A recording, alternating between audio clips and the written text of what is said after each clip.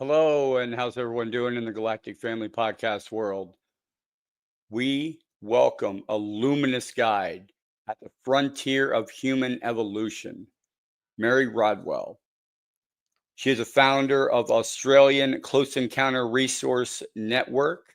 Mary has dedicated her life to helping experiencers, star seeds, and awakened souls navigate extraordinary contact with non-human intelligences.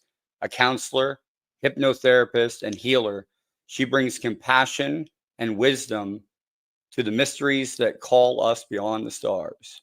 Author of Awakening and the New Human, Mary reveals a profound truth. Contact is not a threat, but an excuse me, but an invitation to awaken, remember, and step fully into who we are destined to become. Prepare to journey into the multi-dimensional nature of reality and the messages echoing from the cosmos. Mary Rodwell, welcome to the Galactic Family Podcast. Thank you, Jay. It's lovely to be with you and to join and talk to some of your wonderful audience and listeners. Thank you. Thank you. So, Mary, can you take us back to the moment that you first became involved in the field of extraterrestrial contact? Well, that's been a bit of a journey, but I think I've always been a seeker of truth. And during my work, I've been a counselor now for nearly 40 years. I was a nurse and a midwife and then went into counselling. And what's fascinating about counselling ultimately is you hear so many stories from different people about their lives and experiences. And many of them have had unusual, what we would call paranormal experiences, but nothing quite prepared me for the gentleman that walked through the door now nearly 30 years ago and said, I've heard you're open-minded. For this, there are no support groups. For this, they just think you're crazy. And proceeded to tell me about his experiences with waking up with shaved areas on his legs, marks on his body, going up onto spacecraft, but not only just himself, but the fact his partner and the children were having experiences. So this immediately made it far more powerful because you've got a whole family involved. And they were all very scared, and people wouldn't come to the house. Their rallies, they said, wouldn't come to the house because they thought it was demons.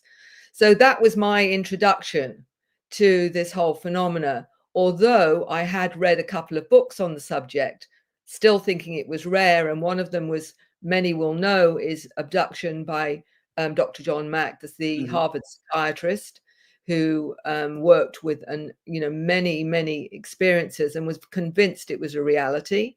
Yes. And he also wrote Passport to the Cosmos.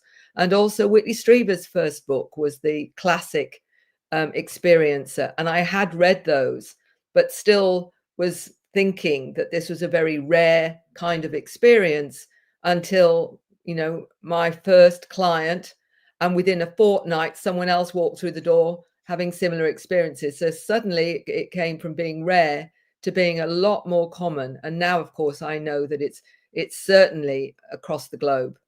Oh yeah, definitely, most definitely. I believe it's a lot more number than reportable before. Now people are more inclined to come forward with their stories and tell them than hold them in because they're being believed. And that's wonderful. That's what the Galactic Family Podcast is all about as well. We do the same thing here. We let people come tell their stories. No bias, no judgment. Tell what you felt. Tell what you saw. We're here for you. But is that what led you to found the Australian Close Encounter Resource Network then?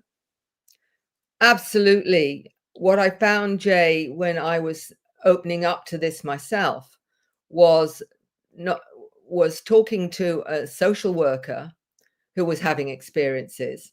And we joined together and we created the first support group in Perth in about a year later.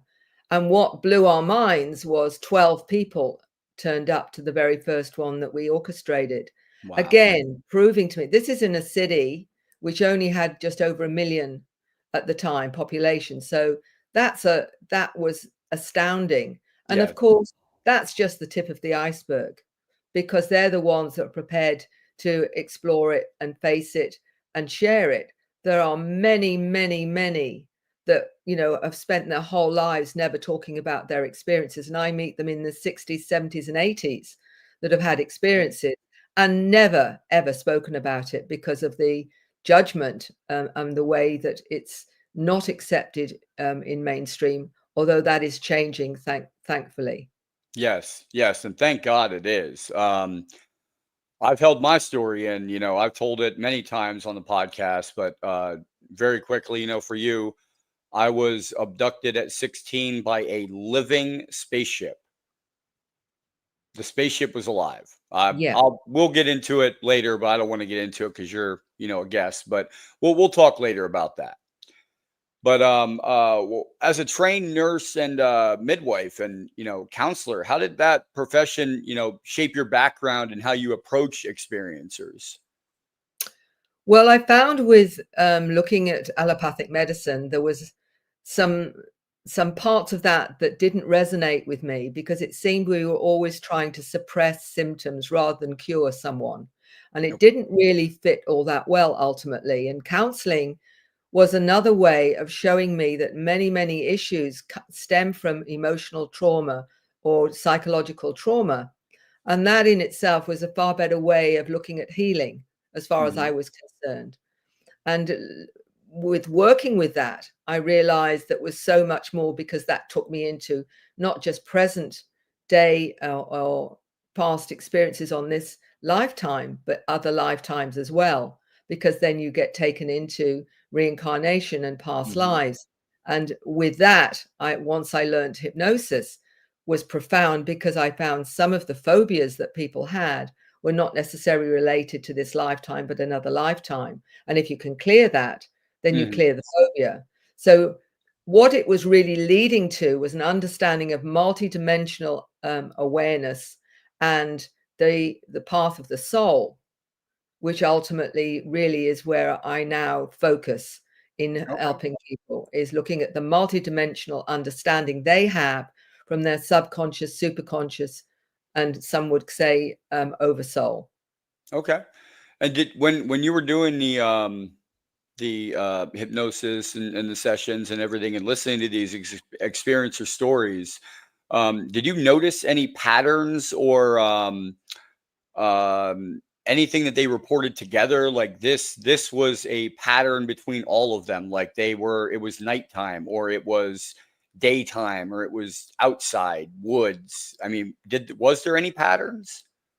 There's lots of patterns that Okay. are very, very similar in most cases. And I put together a questionnaire that documents the patterns. And I always send out a questionnaire, no matter what the experiences are, because some people don't think to mention it because they think it's just them and they don't think it's part of the patterns. And one of them is always feeling different, never feeling like they belonged.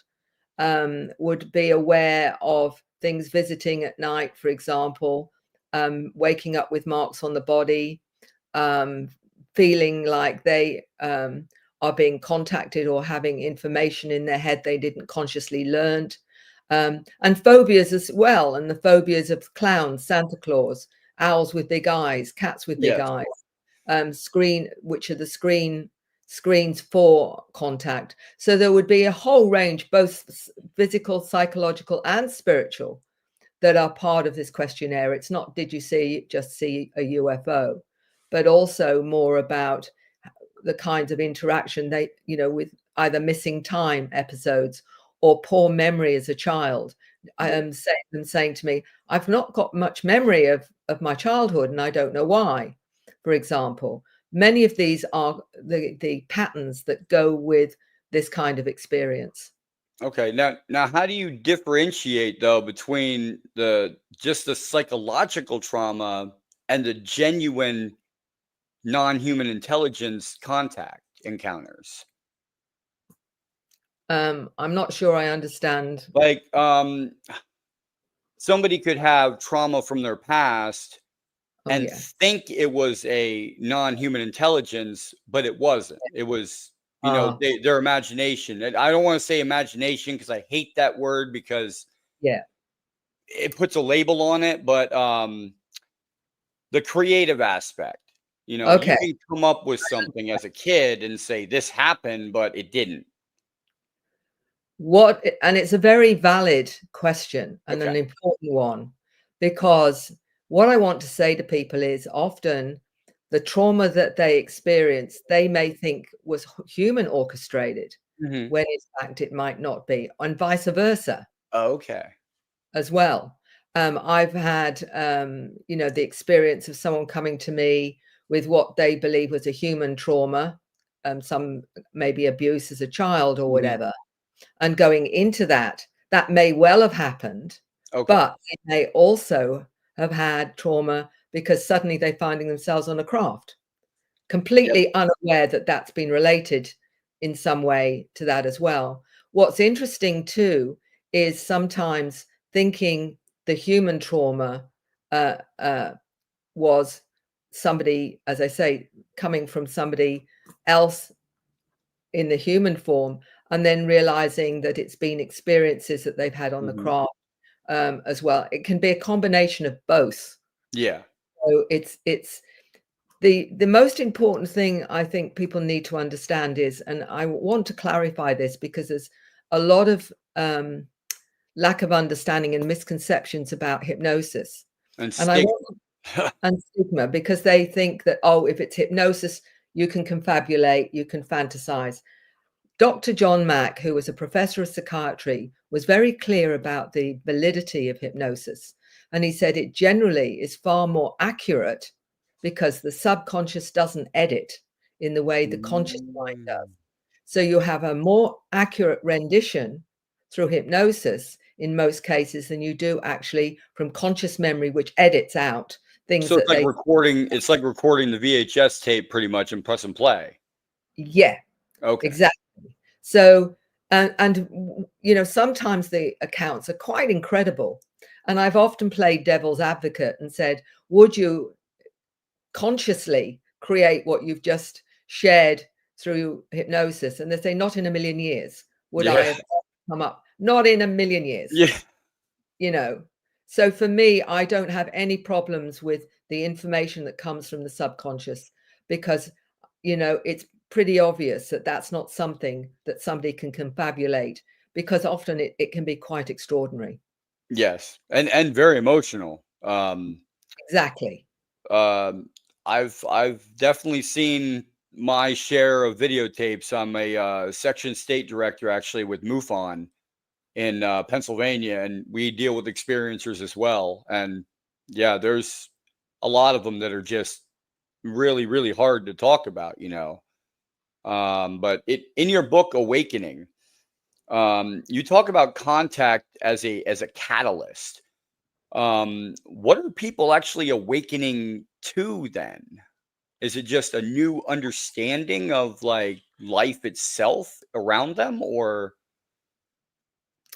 It's a good question, and I think an important one, Jay.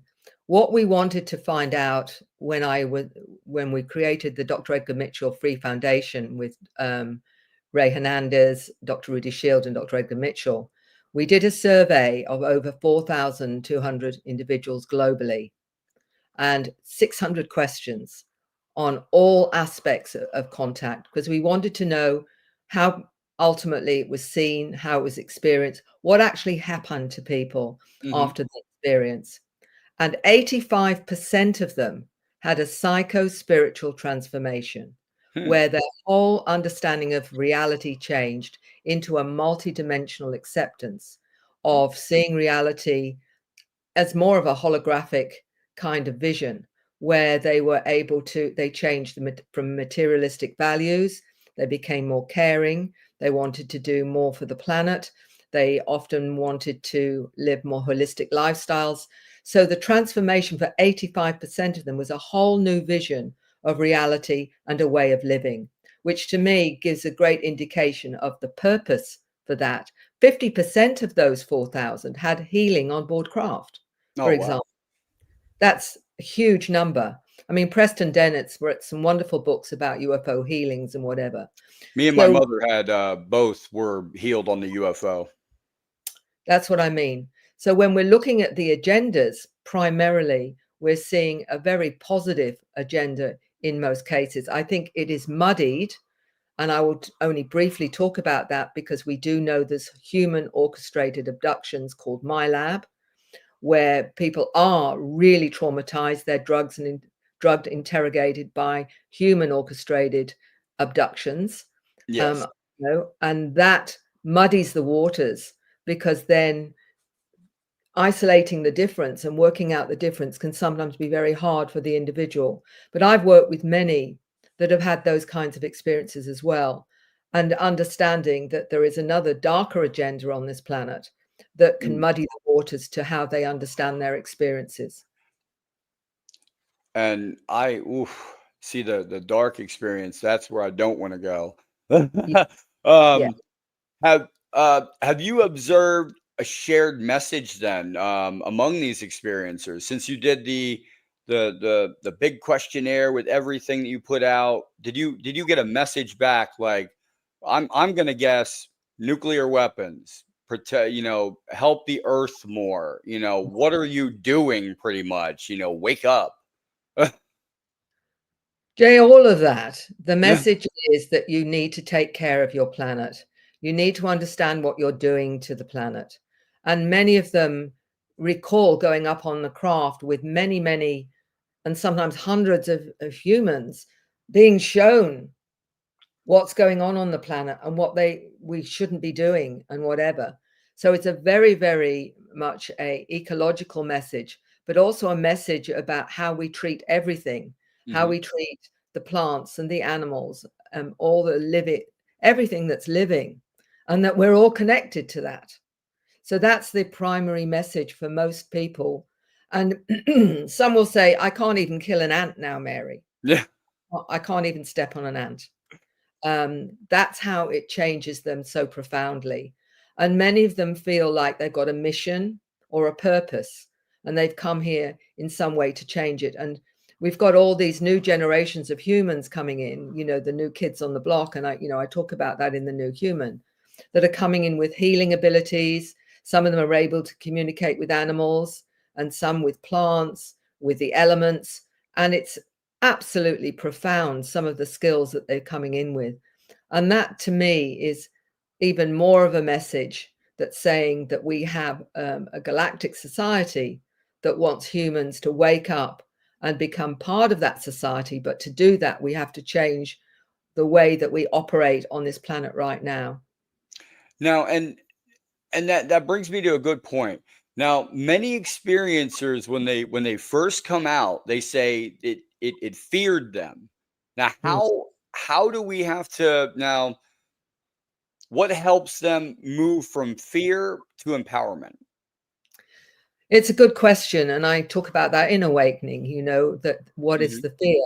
What I discovered is often the fear is what we've created because of the unknown. Once we actually understand what's actually going on, then the fear dissipates. For example, if I take somebody into a space where they have had maybe missing time, being taken up on a craft, and the first reaction is fear. They're there, having a procedure done and whatever, but they want to know why them, what's it all about, what are the beings doing? And you can have in that space them having a dialogue to find out, and they can actually communicate with the beings in that space and say, well, why have you picked me up? What is the purpose? And they will get information in that space. And one of the questions that I ask, which I think is quite telling, is, have you on any level consented to be part of this program of awakening? And most of them literally will say, yes, but before I came here, they had a consent as a soul to come in and wake people up. Yep. And that's what makes a huge difference to the fear base, because suddenly they're realizing they're not, in the way we term a victim, but they're a participant in some upgrading of the consciousness of humanity, and that changes everything. And that actually was my next question right there that you were going into was, do you believe contact is prearranged at a soul level? And I believe that as well. I believe that as a soul you grow. just as you do in anywhere you could go in the entire universe. I decided to come here for some reason to learn something before I go on to somewhere else. And profoundly, that's what I believe. But I mean, what is your thoughts on that, ma'am? Well, I believe exactly the same thing because I've heard it so many times. And when you talk often to the children that still have memories of past lives, most of the children, although many adults do as well. But what's fascinating when you've got a 5, 6, or 7 or 8-year-old telling you that they came from another planet, they may have had a blue body or that in a different Mm-hmm. being, in a different form, and talking about incarnating onto this planet to help this planet. And when you've got a 10-year-old telling you that it's his first time on this planet, that he's come here as a center seed to connect to the center of the planet and help with the pollution on the planet. And these are children with their understanding of their mission, their purpose, and with this what I call multidimensional awareness of their connection to their higher self and their soul self, telling them and indicating what is their purpose and mission. That's the children's, so many of them are awake to this. So for me, there's just too much evidence from so many, many, many hundreds of people that say the same thing. That is incredible, ma'am. A lot of people say that to you, and it's not just 1, 2, 3. It's that it's so many. And what now when they come out and they come to you, they say, "Hey, this has happened to me." Um, how do you walk them through what they're experiencing? Like this has to be huge, like for them. Like, how do you walk them through that experience? Another good question, Jay. What often happens is initially they're very wary of contacting me and perhaps sharing too much of what they have experienced because they're not sure how I'm going to respond to them. My first way of showing them how open I am to however that experience manifests for them is to send them the questionnaire because it asks some really in-depth questions. And that for them then is an indicator that I do understand that it Mhm. can go into timelines, parallel universes, a whole range of things, that in terms of past lives, all of that is involved in this. Okay. And so what I'm doing through the questionnaire is also indicating the fact that I've asked questions about, do you get downloads, for example, of scripts or codes or light language or whatever, it's telling them it's okay because the question's here already. And Yeah. that itself, then when they get back to me, then I find that they've opened up a lot more to what's actually going on. The main thing they want to know, Jay, is why me? What's it all about? What is my part in this? And they may have an inner knowing, an inner sensing of that, but many are afraid that they're just maybe tapping into their imagination in some cases and whatever, and they need to get some sense of solidity and validation that this has integrity and that it's not only something they sense is real but is real. Oh, I agree. I totally agree. Now, your second book, The New Human, that I like that one because it speaks of humans with advanced abilities, and I was really interested in that because I got to watching the telepathy tapes Yeah. on YouTube, and I blew. Now I knew from the beginning that non-speakers were more special than what everybody was saying about them. I knew this because, my child at birth was non-speaking. So I knew it. But now you see like a child in California is having a telepathy girlfriend conversation with a girl in Pennsylvania. They Mm. never met each other, never called each other. And Yeah. the kid in California goes, "Hey, mom, dial this number. I need to talk to Lori," or whatever the name was. The mom's like, "What are you talking about? Like, I'm not dialing this number." And she dials it eventually. And she found out that this boy is communicating with this girl telepathically. Yeah. What defines a new human? Well, let's put it like this. There are upgrades going on and have been, I think, for many, many years. And I think there's been an accelerated upgrade because we've reached a technology now that concerns the galactic community, because we can not only destroy ourselves, we actually affect the many dimensions. So I believe they've accelerated the program so that more and more souls have come in from those origins, I might add. When you say, when are they coming to help us? They're already coming to help us, but as a soul from other galactic civilizations with their awareness.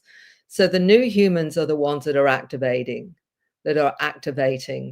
Okay. the rest of us. But we are all part of that. We all have the potential to reach those levels of awareness. It's all in us. And you go back to the DNA and the fact that there is much of the DNA, we don't know what it's actually doing. We don't know what its purpose is, because most of it is, they say is only 5 to 10% is activated. The rest, they wanted to call it junk litter, junk DNA, because they didn't know what it was. I believe that's in that is encoded this awareness, this understanding, and it's being activated so that we can all manifest what the new human and the new children are coming in and the new generations are coming in. And it's when we're ready for those frequencies to be activated. So we're all got the potential to be these new generations of aware humans. So in that sense, we're all part of the same thing. It's just that we're the older models. I call myself an older model, if you like. But the new ones coming in are already activated. They're already awake. And as you commented with the telepathy tapes, I've known for a long time that this was going on, because I've met parents that have telepathically communicated with their autistic children. Yes. And they've been doing that, and it's been an intuitive thing that they've already known.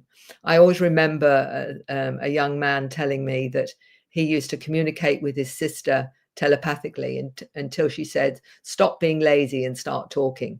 What? So Oh, wow. there That's you go. funny. I mean, but it's not really being, well, she says being lazy, but it's like it's not. You're using actually more to telepathically or telepathically talk than you are to speak. It's just between the kids. Yeah. What he was demonstrating was that they were naturally doing telepathic communications. I remember one mother telling me that her daughter was telepathic, and she said she was about 3 years old by this time. And she That's what I said was gonna ask. How young normally are they? yeah, well, she was still operating telepathically, and the mother was aware of it because her daughter was picking up information all over the place. But she said the Oh, hardest thing for her was the child was now 3, still being telepathic. And she said, it's very hard monitoring your thinking, Mary, because you have to constantly monitor what you're thinking when you have a child that can tap into that. you have So to that, think of like a screen. Like, you remember when you couldn't get the TV station in, you just see static.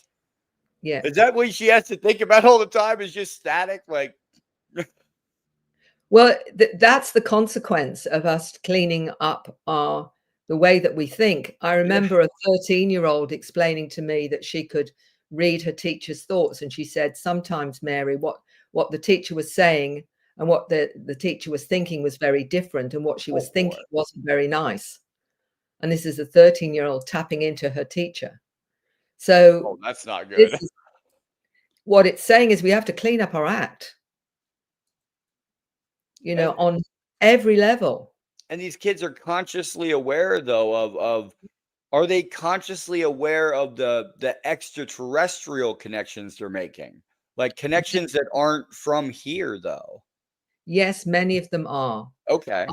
Talking to a 7-year-old that says that she's part blue avian, part human, and that she's bringing in the frequencies for healing.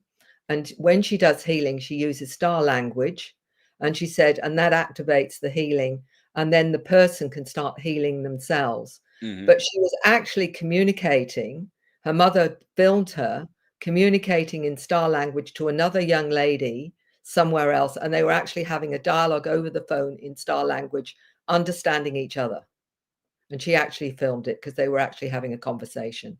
This Wow. is the kind of awareness that's happening now and going on. And this is just the start. Now, how would you describe the concept of a star seed to someone that's unfamiliar with the term?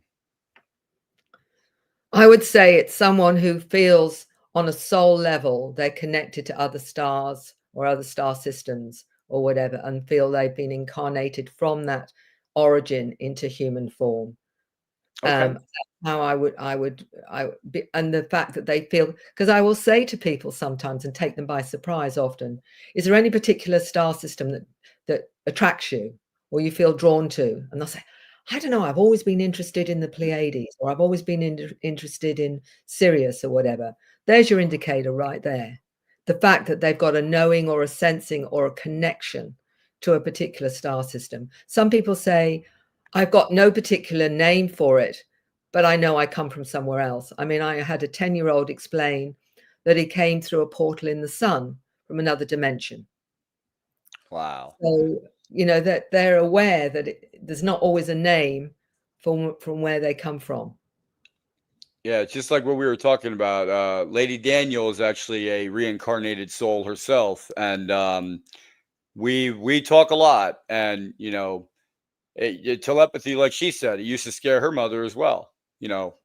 Just like how can I deal with someone that can read my thoughts? Just like you said, like I'm going down the street and I don't want my child to know that I'm picking him up a birthday present or a Christmas present or something. It's a surprise. And I get home and the kid's like, I know what it is. Well, I think we're being taught ultimately how to manage it. And part of the reason so many, starseeds on this planet now are communicating with various intelligences is the start of, them operating from that other level. And Okay. many of them will get downloads of codes, information they've not consciously learned, being told things, having precognition, and being aware of future events, all this kind of thing.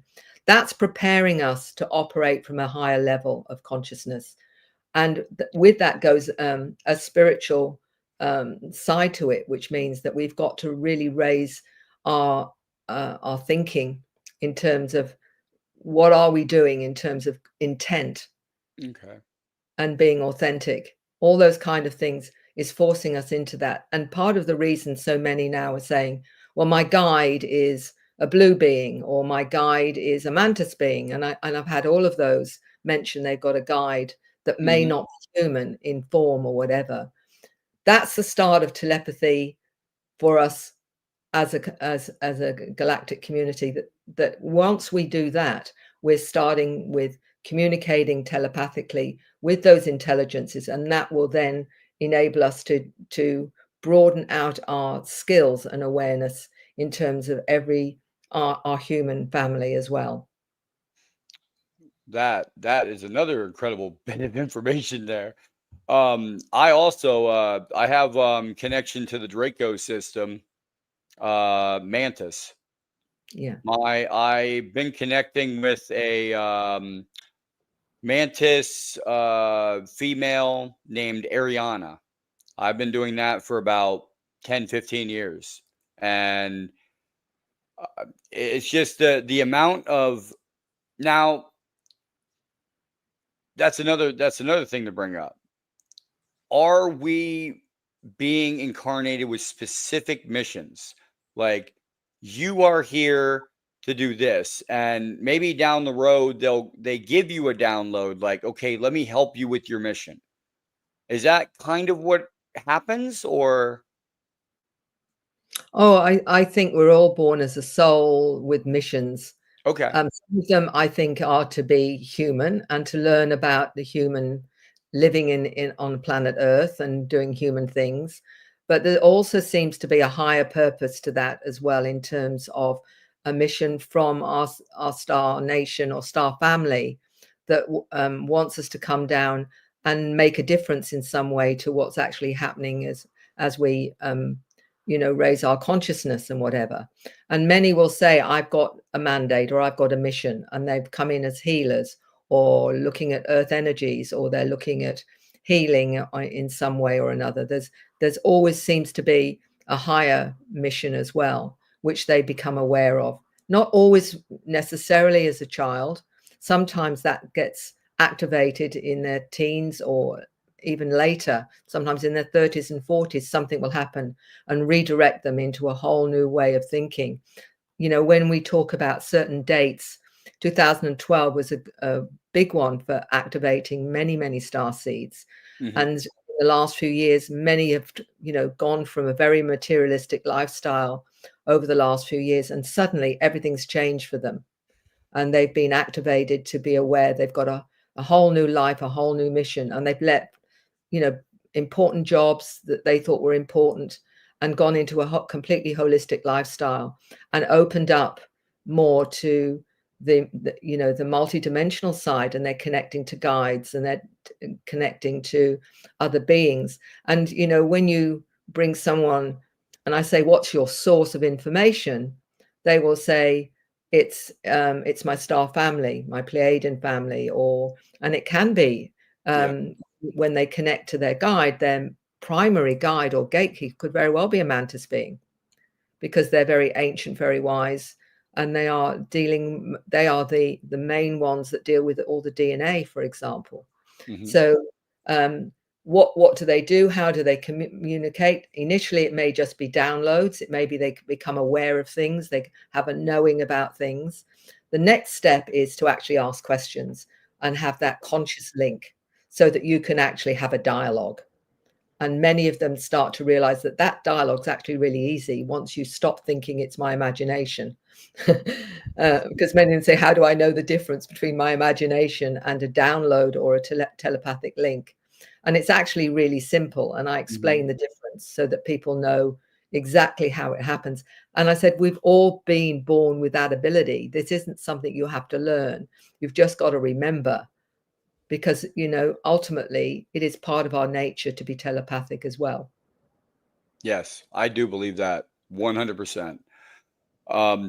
With these children that you're seeing, with these telepathic abilities and observing, how does the mainstream education system now? I know it needs to be revamped to incorporate the unique talents that they now possess. That's what I believe. But what is your understanding? What have you observed in mainstream? Oh, look, the numbers of parents, and not just parents, but clinical psychologists that have come across these children that are aware in terms of their profession. They're aware of this as well. Educators have been in touch with me saying the system that is in place now in mainstream education is really not working, because many of these children are hypersensitive, they're telepathic, they are given information of the true history and nature of what's going on, and they're taught all these different programs that are not relevant to them in any way. So many of them struggle, they often get bullied. And they, as this 13-year-old said, when the teacher says something that's inaccurate, my guide tells me to take no notice of it because she's not speaking the truth. So what we really need is a whole new way of supporting these new kids that are coming in and realizing their avatars, they're teachers, they've come in as teachers, and they need the environment that will support their awareness. So what we're doing is providing enough space and caring and nurturing for them to be all that they've come here to be, which is often as teachers or healers or energy workers, or a whole range of things they've come in to be, but to give them the safe environment for them to actually be what they've come here to be. And that requires letting go of us thinking we're doing the teaching, because all that is programming in most cases. What we're here to do is to nurture them, support them. And many of them have gone into, the parents have had to go into homeschooling, for example, and this kind of thing. The other option, there's some that at least are more supportive, like the Steiner, side of Waldorf, for example, has a more spiritual side to it, but not everyone has access to that either. But it has to be completely restructured. When that will happen, I don't know. But that's what I think needs to happen with these awakened souls, is a whole new way of providing support and nurturing so they can really be what they've come here to be. And we will learn from them. Yes. And that's the way it should be. What advice would you give any parents who recognize that unusual awareness or abilities in their child? Would you, obviously they're going to say, "Oh my God, my child must have ADHD. My child must have this." And they start naming all these terms out of their head, but it might not be any of them. Well, one of the reasons I wrote The New Human was I was talking to a lot to parents who are having these children. And what we do know is that this experience is intergenerational. So you can see the family line. Often the grandparents, there'd be one of them that was very aware or interested in UFOs or whatever. You can almost track the frequency. And what I noticed was the children coming in from experiences were often given labels because it was deemed that there was something wrong with them. Either they were dyslexic or autistic or Asperger's or ADHD and whatever. And I remember looking at that in a completely different way when I talked to a number of people. One was Neil Gold in Hong Kong, who wrote the book Close Encounters of the ADHD Kind. And he explained that he saw things, reality in a multidimensional way. And he said, that's why I call it always dialed into higher dimensions. What he was saying about what is this label is they're wired differently. And they are more multidimensionally aware than the normies, the more average kind of human. And that actually has been suppressed by mainstream and medicated because the agenda, I believe, is to program us all into a particular belief system, a 3D reality, when in fact we're multidimensional. So what do we do in mainstream? We dose them and lower their frequency so they can be programmed. There are ways beyond that to deal with their multidimensional selves. And I talk about that in The New Human, that there are minerals, there are certain vitamins that are needed that stabilize them so they can operate normally without being medicated. Because I think these intelligences, their main purpose is to stop that programming, that old programming that is not relevant, where you are told that only your 5 senses are relevant and anything else is not, is an aberration, is a fault of yours. When in fact what we're seeing is these new amazing new generations manifesting new abilities, and it's been seen as a dysfunction, or they're neurodivergent. Well, actually they're neuro progressive as far as I'm concerned. Yeah. They're actually being activated to be multidimensional. And what we're seeing is that actually happening with the telepathy tapes, showing that the autistic that isn't verbal doesn't need to be verbal. Because they're actually operating on a whole new level of reality and understanding and abilities. And this is what we need to look at now, is the genius behind all of these so-called neurodivergents that we're seeing, because they're all part of this new program, which we call The New Human. I 100% agree. 199% agree. With these children, you were saying about dates, 2012, Yeah. is there certain dates, or is there a steady increase of children? Is it like this date is significant because of this, and this date is the next phase? Like I hear phases of star children coming through, and I'm like, well, what is a phase? Like, is that like they're doing this and then they're only doing that, then they move on and they reincarnate? I'm doing just this, I reincarnate, and then I come back, I do something else. Is it?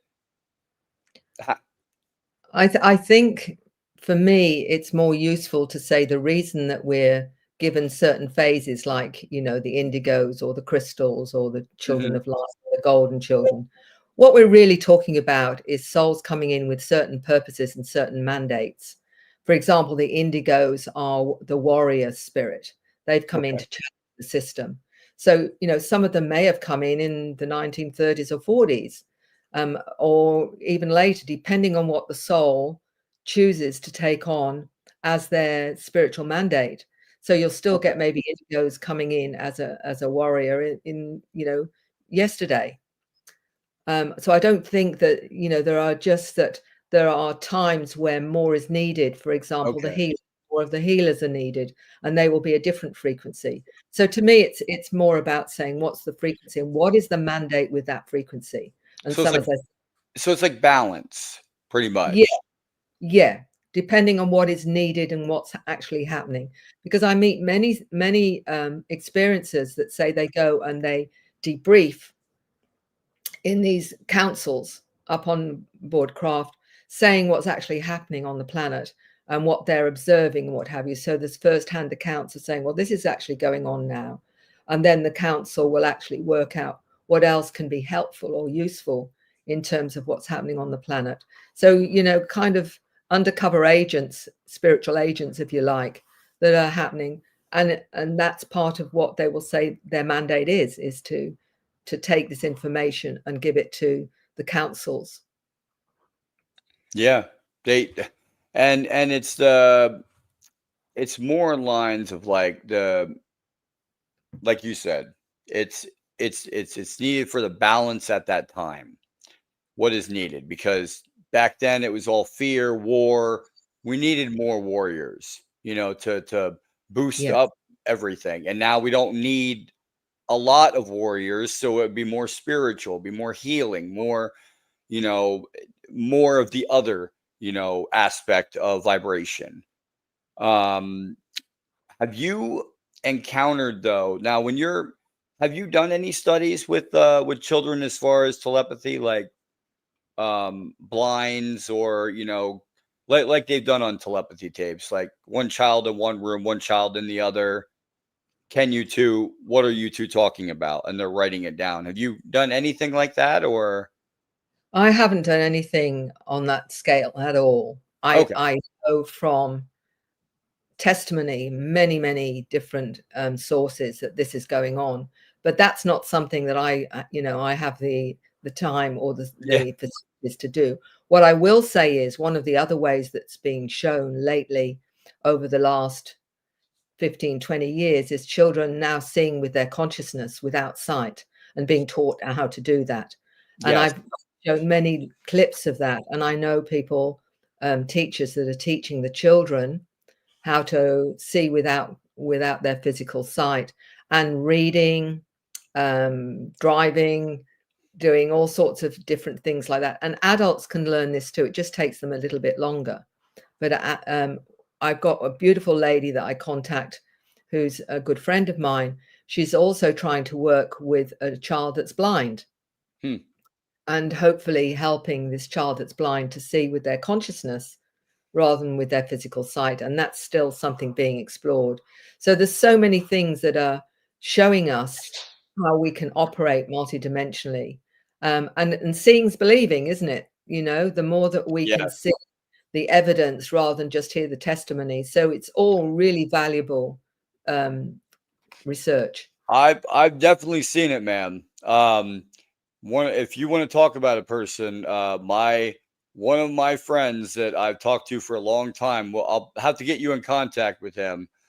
Blind, rides his bike every day in New York. He's blind, but he can see.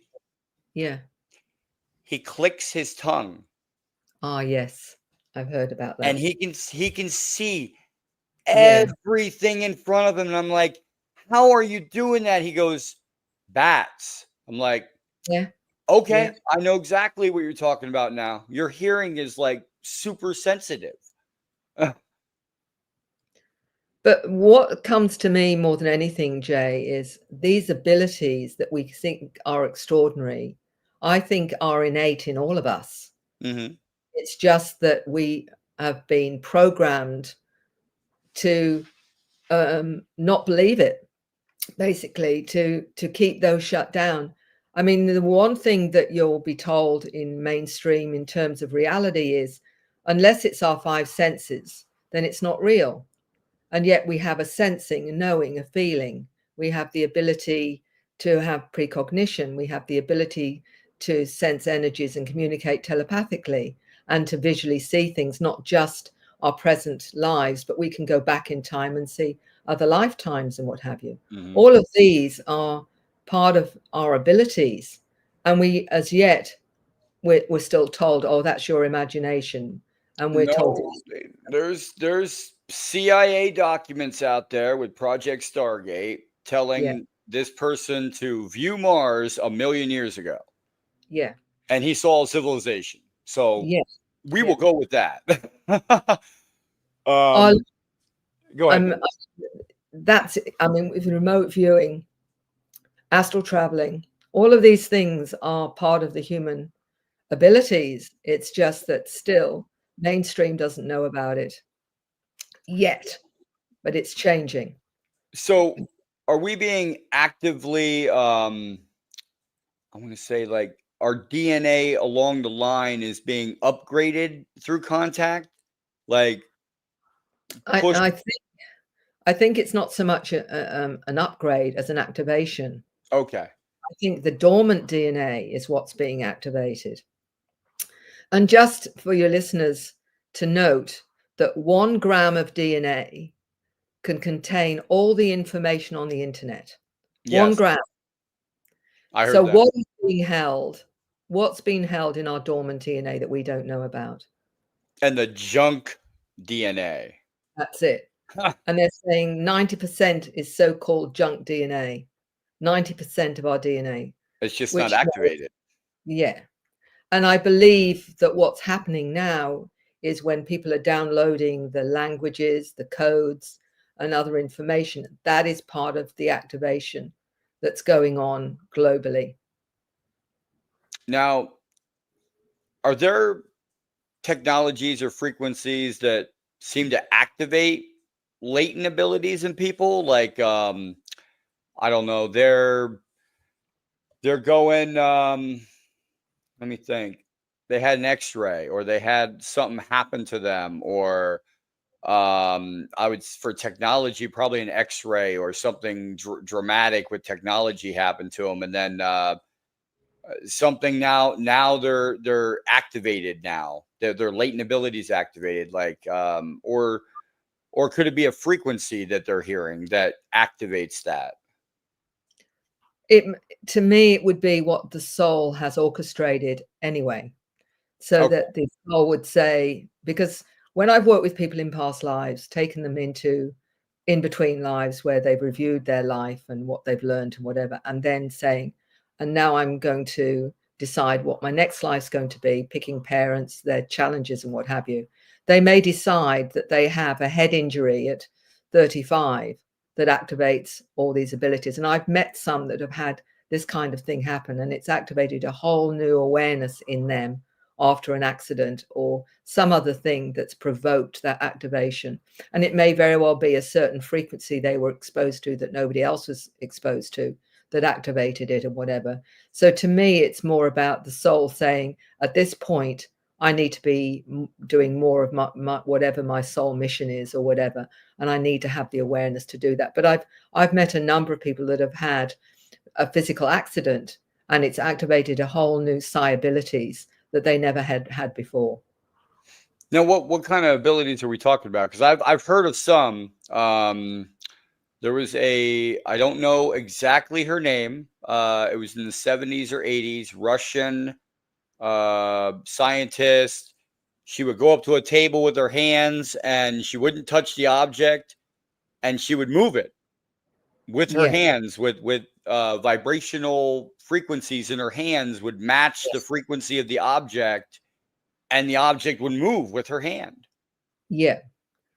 Well, this, there have been children that have been shown to do this in China's Super Psychics, a book by Paul Dong in the 1980s, where a lot of these children were moving objects in telekinesis and what have you, and showing other abilities and what have you.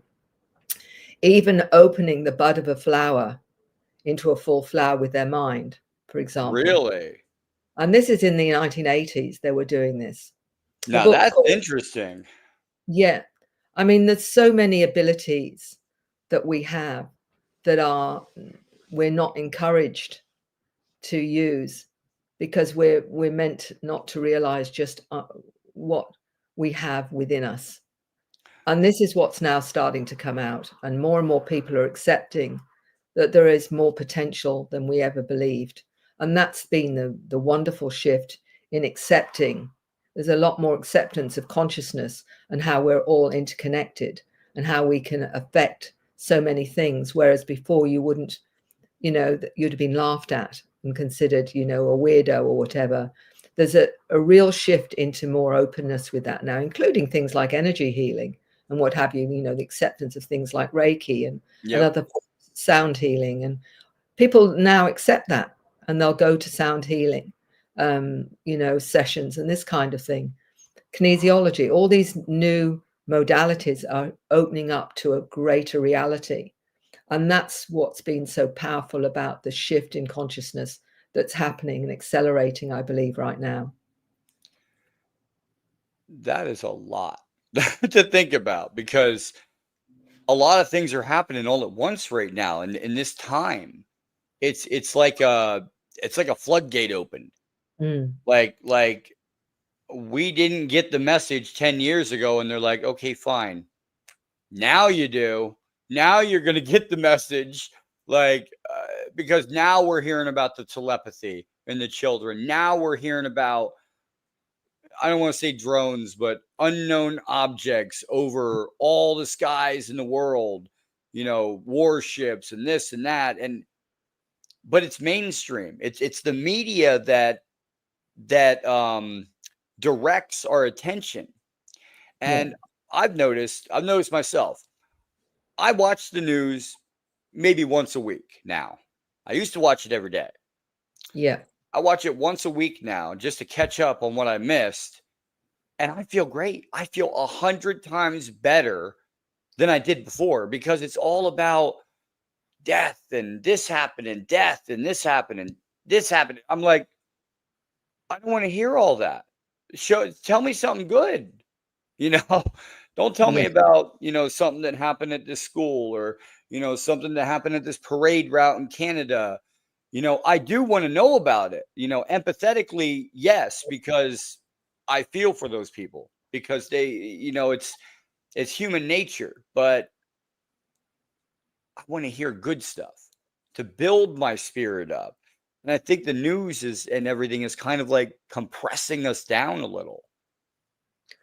Well, I think not just a little. I think there is a program that is to keep us suppressed and to keep us in the fear place. And I think all of that is orchestrated rather than getting into the nitty gritty of it.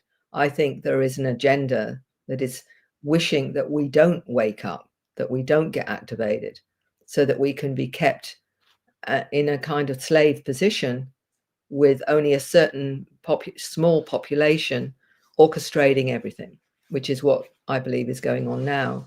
And certainly all the evidence seems to suggest that there is nothing there that's positive, in fact, that's helping us believe in who we are and what we can achieve and what we can be. And I think the catalyst has been these star nations have decided enough already. Yeah. We're going to start moving the power base.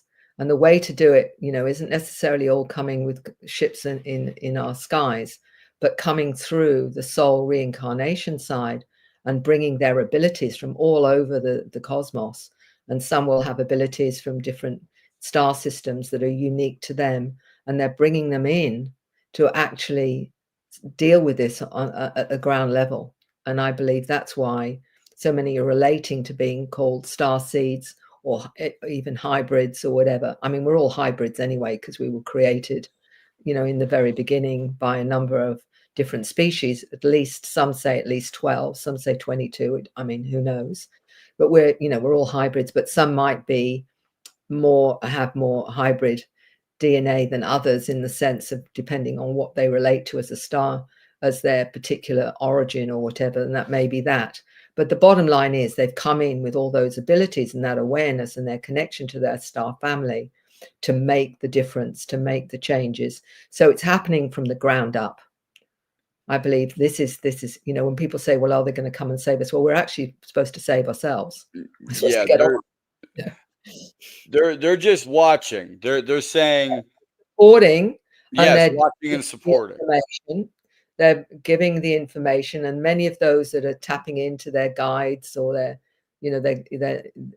gatekeeper, whatever name they want to give their guides or their angels or whatever, are getting information to help them do their job and whatever. Mhm. So there's a lot of that kind of support, but on top of that, they've got their own abilities that enable them to do what they've come here to do. And the most important thing is them believing in themselves and trusting their resonance to truth, because we've got information wars going on where people are saying, well, this is the truth, or this is the truth, or this is the truth. And the only guide you've got really is that resonance within that says that's accurate, that's not, or whatever. And that's all we've got ultimately, is that personal resonance, and learning to trust that rather than saying, well, that person out there knows it all, or that person out there knows. They may know some of it, but not necessarily all of it. So you've got to cherry pick to a certain extent the truth within the matrix of information, which is the biggest and hardest thing to do right now because there is so much of it. It's so polluted. Yes. It's polluted the waters. Now, some of the movies that come along, they're great. Some of them are horrible. I believe there's a mix of both. Movies are trying to tell us this is the story. This is what's happening. And they, it upgrades along the years, but 1986, Flight of the Navigator. Little child psychically connecting to a living spaceship. Yeah. In the 80s. Yeah. No, that, and they're giving us, I believe, little bits and pieces to prepare us. But they're also giving us little bits and pieces on the other side for fear. Yeah. And this is what we're here to do, is to differentiate between the light and the dark. That's the challenge. I mean, we wouldn't learn a lot if everything was perfect. Yeah.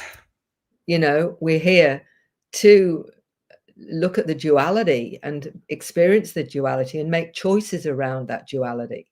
That's the whole part of the soul journey, isn't it? The soul adventure on planet Earth is to experience both and then make choices around where you want to head as a soul, and where do you want to explore, where do you want to go with this. So it's all about that side of making the choice.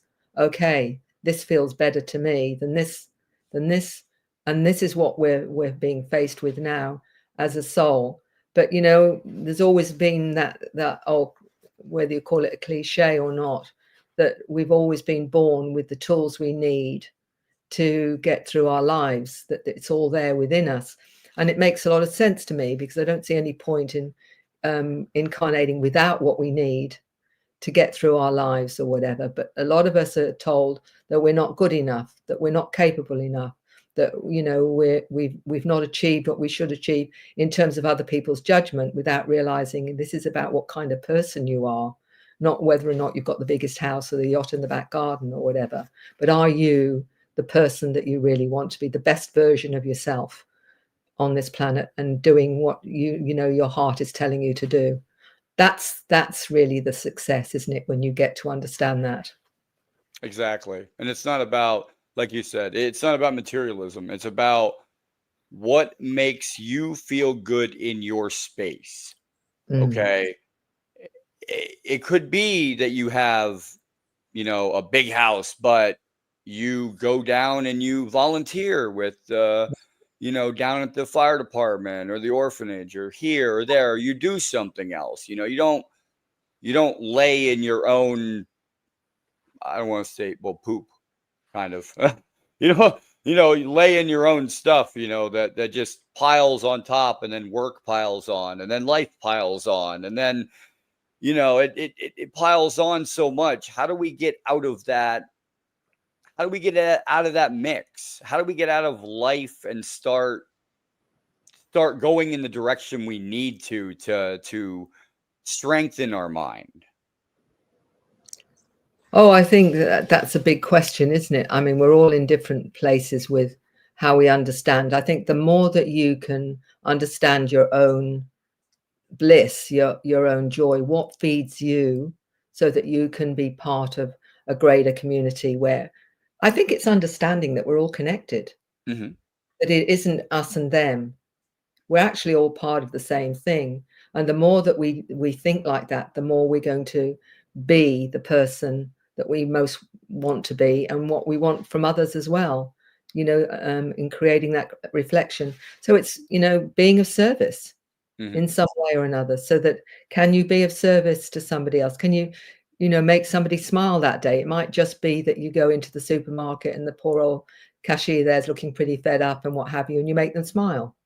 It's sometimes something really simple, just being aware that, everyone's living their lives and they're all struggling and we're all trying to do the best and what have you, and just being the kindest, most caring person that you can be. And sometimes that's really hard, especially if you're feeling pretty crap yourself or whatever, but doing your best in it's difficult down here. It's a very dense planet, and there's a lot of people not very nice. So it's That's a challenge. an understatement. It's a bit of a challenge, isn't it? And we're going through a lot of chaos at the moment, and people are feeling that and getting very anxious. Some of them are really depressed, wondering where we're going and what have you. And it's just to know that these wonderful new souls that are coming in, these new children coming in, they haven't come in for a waste of time. They've come in to bring their gifts and their abilities, because they know we can change this and we can make a world that we really want to live in. And that keeps me going, because I know that, if they'd said to me, Mary, when you go down to planet Earth, you're going to really work hard, but sorry, nothing's going to change no matter what you do, I'd have probably told them to find a new volunteer. So the fact that I've actually boy, do I want to go to Earth now and participate this much when I could participate this much? Like, right, exactly. So I had to be persuaded that it was worth it. So I think it must be worth it, because I decided to come down here. I mean, I know I'm making a joke of it, but you know what I'm saying is, I believe not really. It really is kind of a joke to you, because and it would be to me too, if you're up there saying, "Oh yeah, would you like to come down to Earth, and reincarnate down there, or do you want to go to paradise over there?" And you're like, "Well, what do I get on Earth?" Well, you're going to live a life lesson. Well, I want to go over there. I think for me, it would be knowing that at least if I've come, I can make a difference. And that's what I think is been the important thing for me. But I believe all these wonderful generations of children, they've been coming in for the last 100, 200 years, I suspect, have all come to help this shift happen, and this activation that's going on, to change everything that's going on that's not working. And I don't believe they come for a waste of time. I can't believe that. No, I believe 100%, because people come back with all sorts of stuff, and it's not just children anymore. We have people that are, I've never done it before. It's that I don't know if I can say it on here, so I'm not going to say it, but it was that somebody doing chemicals to induce the brain to go into a psychoactive state. Yeah. And they were doing those chemicals, and they go into another realm, and they're mapping this other dimension. And I'm like, is that the same thing though? Or is it they're tapping into something else? Is it the same thing? Chemically, they're going into this, or is it mentally? Is it the same? My sense, or my opinion, for what it's worth, is that for some people, some souls, they find different ways to be activated. For a shamanic way, for example, might be one way. Other people might have a near-death experience. Somebody else might have spontaneous out-of-body experiences. what I think, whatever it is, it's showing you dimensions, it's showing you other realms of existence, other frequencies, whatever method you will use to experience that. And So test around slowly, like do there's you know some do the well, meditation first, and then well, what gave me an indicator of that many years ago was I was actually talking at Oxford University about this experience, and there was a young student came up to me afterwards, after I'd spoken about all of this, and he said, "I've got a friend," I thought, yeah, "who took magic mushrooms and he saw a grey being." He said, "Was that a genetic memory or was that real?" And I said, "Well, that would be real."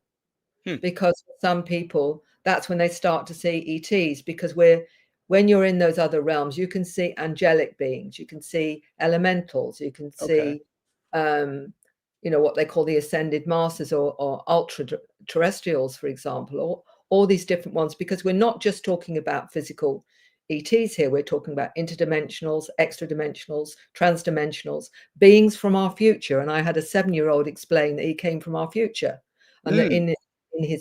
in the future, he was a grey being with 4 digits and was actually explaining what he looked like. So, Please tell me we're doing a lot better in the future than we are now.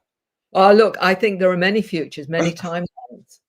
This is what I think does our head in on this planet, is the fact that we still don't understand enough about reality, and the fact that how complex that could be, and we're only beginning to touch skim the surface of it. We know that there's such thing as other dimensions. Some Mhm. say 11, 13, many, some say countless, for example, different timelines, parallel universes.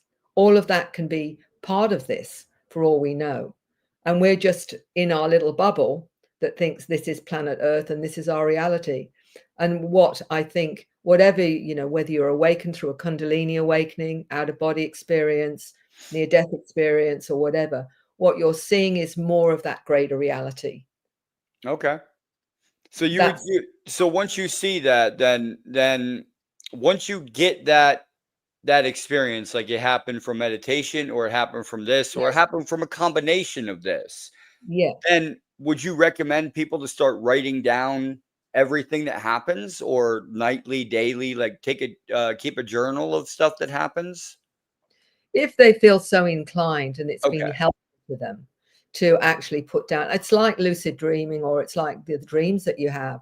Sometimes they can be quite profound. The problem is usually within a few minutes we've forgotten them. So to put that down is showing more of what we do when we're out of body, because most of us, that's where we go to other dimensions, other realities, I believe, in terms of that. And lucid dreaming is obviously where you start to understand more of where you're going, but you can go, I believe it's quite possible that you're visiting other aspects of yourself in other realities, because I've worked with people that have said there's another me in this other reality, and they'll have a different scenario, like they might be married with 3 kids in this other, and they've seen themselves, an aspect of themselves doing that. So we could have aspects from our oversoul like this, where we've got 5, 6, 10 aspects experiencing things on other realities, and we visit those, or we connect to those when we're in dream state. Who knows? I mean, it's just a possibility. The thing is, we don't know what we don't know, so we've got to be open to what we don't know, so we find out what we don't know. If that doesn't sound too Yeah, I convoluted. mean, you have to start somewhere. I mean, it's like, Austin just said, it's like lost souls that are swimming in a fishbowl, Yeah. because it kind of is. I mean, the universe is a fishbowl, and you're either gonna, end up in this 3D environment, or this 4D, or this over Hmm. here, or maybe another dimension, or maybe you reincarnate on Earth, maybe you reincarnate on another planet. But it's almost like you picture Earth as culturally diverse as it is, then put that in the scale of the universe, and the vastness of it, and think how diverse it should be out there. There should be different beings everywhere. Well, what I have learned, and some people think there's only 2 or 3 or 4 different species or Oh, there's a whatever. lot. When I've talked to some individuals, and I recall a young lady, 17 or 18, that's drawn at least 200 to 300 different species of beings she knows about and she interacts with. That's just her. But there are many, many others that have drawn numerous different types of intelligences where they've interacted with them in detail. So we're talking about, potentially millions or even billions of civilizations in different parts of the galaxies or whatever that we have no idea about. So it's not just, an energy being or a gray being or a reptilian or a mantis or a blue being or whatever. We're talking about multiples of civilization. I think depending on the soul that's come in, they could have come from one of those galaxies or dimensions.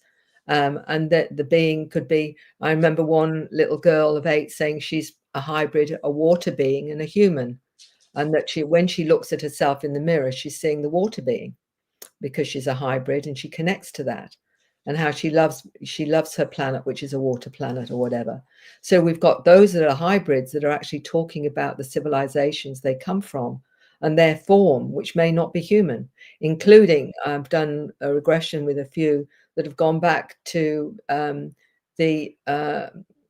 just trying to think of the name of the Sasquatch, for example.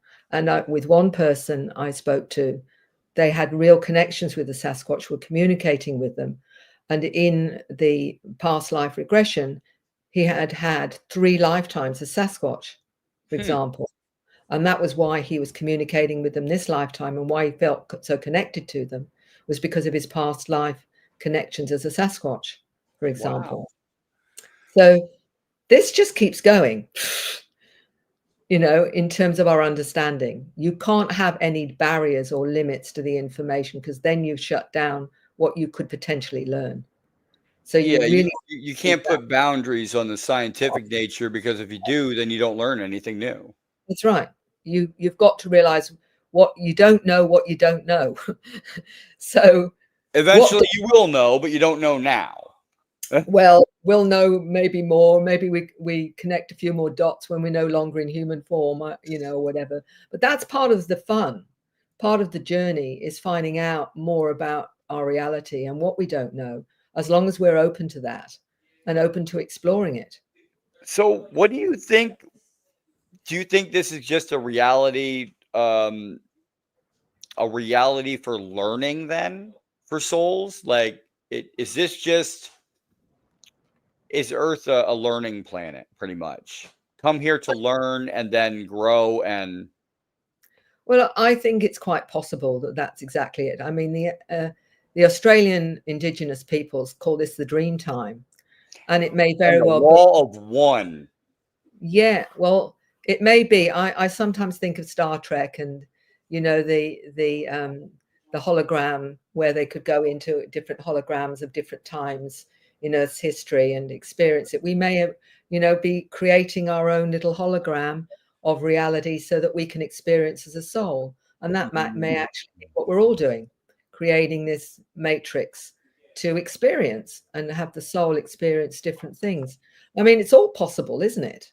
You can't dismiss anything, because we don't know for sure. Everything is possible, because you can't dismiss anything without evidence, and we don't have evidence to dismiss it either way. That's right. You have to go with what you know. And what I see is the planet is changing. People are growing and becoming better people, becoming better humans. I myself, I'm arachnophobic. I don't like spiders, at all. My wife's in the kitchen yesterday and starts screaming, says, "Oh my God, there's a spider in the kitchen." And I just thought of that just now, that I didn't tell her yesterday to squish it. I told her to pick it up in the cup and throw it outside. And I was like, wait a minute, I changed my thinking, because anytime years before this, I would have said, squish it, kill it. I don't like spiders. But yesterday, I just thought of that, and I was like, no, I asked her to pick it up in the cup and throw it outside. Like, what is interesting, Jay, about the arachnophobia, often it's related to experiences with beings that look like spiders that are interdimensional. And so when somebody's got arachnophobia, it may be that they experienced that at some point. oh, I've definitely seen my fair share of that when I was small. My father told me I was imagining things, and it was all in my head and everything. But no, I saw a lot of things. 6, 7 years old, I was in my bed. The house was haunted at first. The house was haunted, first of all. It had spirits in it. It had little boys, little girls that would go up to the window and like look in like this, but they weren't there. My parents saw them. And then we had this hallway that went down this, like, there's a bedroom here, then there's a bedroom over here, then there's a long hallway that goes down the bedroom, right? There's 2 bedrooms right by each other right here. And the long hallway goes down. My father never went in that hallway at night because he said he felt something like just wrong at night when he went down that hallway. Yeah. But I've seen all sorts of stuff. It was robot eyes that would come up out from underneath my bed, and they would look at me. I'd yell. They'd go right back under. I wouldn't see them again. I've had that happen. I've had I had a big snake. Do you know when you're in a dream and you think you woke up from your dream, but you're still dreaming? Yes. Yeah. I had one of them. I about had a heart attack in my bed, looking down at the covers at the bottom, and I'm just thinking to myself, wow, I'm thinking of a snake. I don't know why, because my son had almost stepped on a black snake. When we were walking, I told him, wait, don't step on that. And, he backed off, let the snake go by and everything. And then we went past.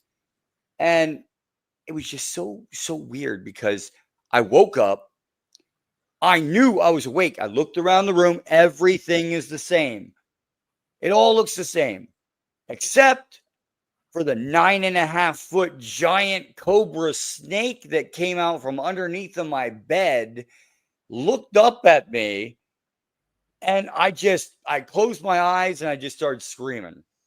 Wow. And my parents came in, like they started, it was bad. My dad told me when I grew up, he goes, do you know, Jason, we had to low crawl out of the bedroom because if you would have saw us leaving, you would have just started screaming, don't go anywhere. Yeah. Well, that's why, because I didn't know what was going on and they weren't telling me. They were just like, it was like fend for yourself. But I had a lot going on. And then I think actually what suppressed my encounters was me going in the military. I didn't have a lot of encounters when I went in the military. Yeah. Not at all, really. I had maybe one when I was in Iraq. But when I got out of the military now in 2014, it was like a switch went off. And it was like I was like another person. Like I was happier. I don't know. Like most people come back from retirement and they're like, oh, I want to go back in. I miss it. I miss it too, but I miss the camaraderie. I miss the the good things. Not anything else about it. But with these entities, now that I went on my little rant, with these entities, are they offering solutions? Are they coming up and saying, hey, or actually, you know what? I think they are. Science fairs and everything going on. These 7-year-old kid has a solar panel or has a wave machine that collects energy. Is that where things are coming in? Absolutely. And the reason they're picking the kids is because the kids are still open and not dismissing it. and not dismissing the information in the way that many adults do because they're afraid that there's something wrong or whatever. Although some will admit ultimately that they just go into a meditative state and the information's there, or they have a dream where they're given that information. I mean, many of our geniuses, that's how they got information. They'd go into a meditative state, or they'd get it through a dream or whatever. And I believe those are downloads that are coming from these intelligences doing their very best to get us out of the way that we're operating now, so that we can have such things as free energy, for example, healing techniques and new healing methods and what have you. Yes. And I explained to somebody, like, somebody said, well, that was my idea. Where did you get that idea from? Yes. You thought about it first and it was in your head, so it came from somewhere. Yeah. And this is why it's so important that we connect to that part of ourselves and we trust it when we get information, even if it's a sense or a knowing or a feeling. That's multidimensional information. Mm-hmm. It's guiding you in some direction. You know, that feeling, oh, I shouldn't go down that particular road today, not really knowing why, but honoring that and then realizing that that could have been dangerous because there was an accident there or something else or whatever. We are tapping in, every one of us. The problem is that often we don't listen to it. We think, oh, that's just me imagining it and whatever. If it's something's coming spontaneously to you, it's multidimensional information. And if you listen to it, you'll find you'll get more of it. It's only when we dismiss it, we shut it down. I've got a good one for you. I was in El Paso, Texas, and I was going down the street and I didn't know anything that was happening, anything. I was, double lane highway this way, double lane going the other way. I'm just driving along like normal. And my girlfriend at the time, she wasn't wearing her seatbelt, but I was. I just got something in my head was just like, put your seatbelt on, get it on right now. It was a emergency, like going off in my head. Yeah. 2 miles down the road, we get into an accident and the car flips over. Wow. Is that kind of what you're saying? Like you need to start listening more to your inner self. Yeah. Okay. Because you're actually tapping into that side of your multidimensional self. And it may just be a feeling. It may just be a knowing. It may be just a sensing. All of those are, in fact, multidimensional cues to give you information. You may even get the words in your head, like, you were sensing the actual words as a seatbelt or whatever. We operate that way. That's our telepathic side that's taking that on board. Sometimes you'll get even a vision, a picture in your mind's eye of something or whatever. All of that's your clairvoyance coming in. The more we listen to that, the more you're opening up to that multidimensional side of yourselves. And people say to me, how do you know that it's not your imagination? I said, it's actually very easy, because when you get multidimensional information, it's instant. It's before thought. Before you have a chance to think it, it's already in your head. Okay. Whereas if it's imagination, you need to think. Let me give you an example.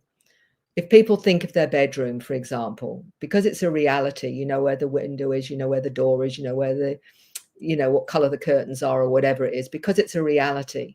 If I said to you, create a bedroom or imagine a bedroom, you'd have to think to create it. You'd need to think, well, how big would the room be? Where would the window go? Where would the door go? What color the curtains would be? It requires thought to create. If something's instantly in your head, there's no creation involved in that. There's no imagination in that.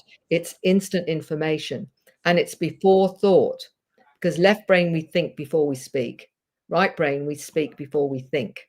That's your multidimensional self. So if stuff is coming in instantly in whatever way it is, that's multidimensional information, and it's accurate. That's your accuracy. That's how you know it's not imagination.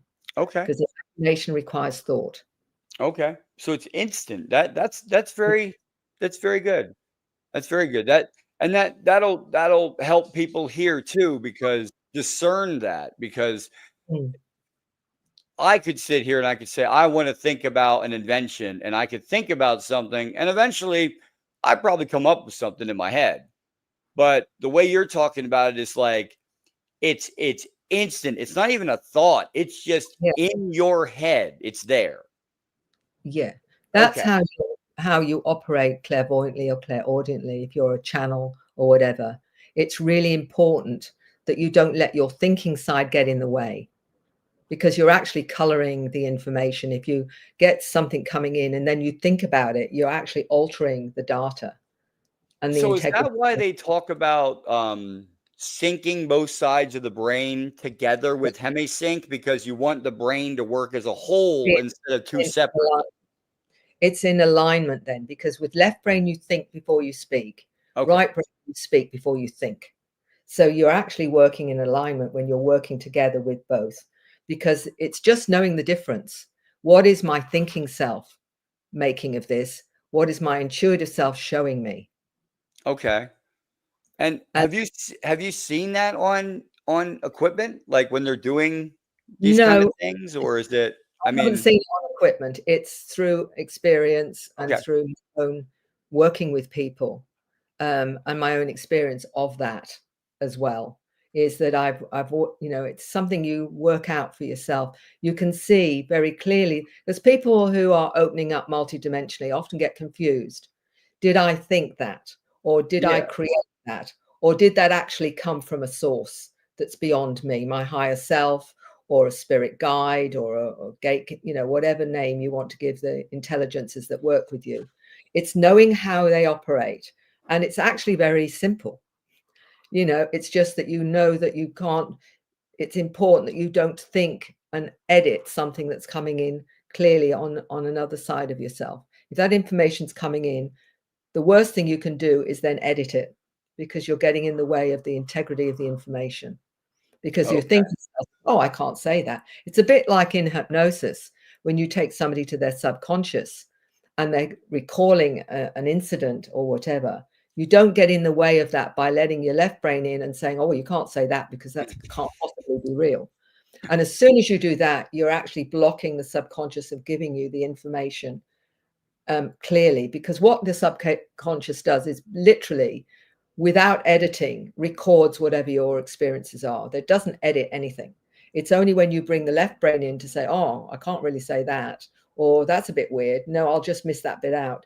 You then destroy the integrity of the information that your subconscious or superconscious is showing you. So when people are under hypnosis, though, I have heard that the reason why it's so people stay away from it is because that people have said that if you're under hypnosis, you are more susceptible to manipulation also. It is important to note that the person that's doing the hypnosis is the facilitator, is not leading. That's Okay. extremely important.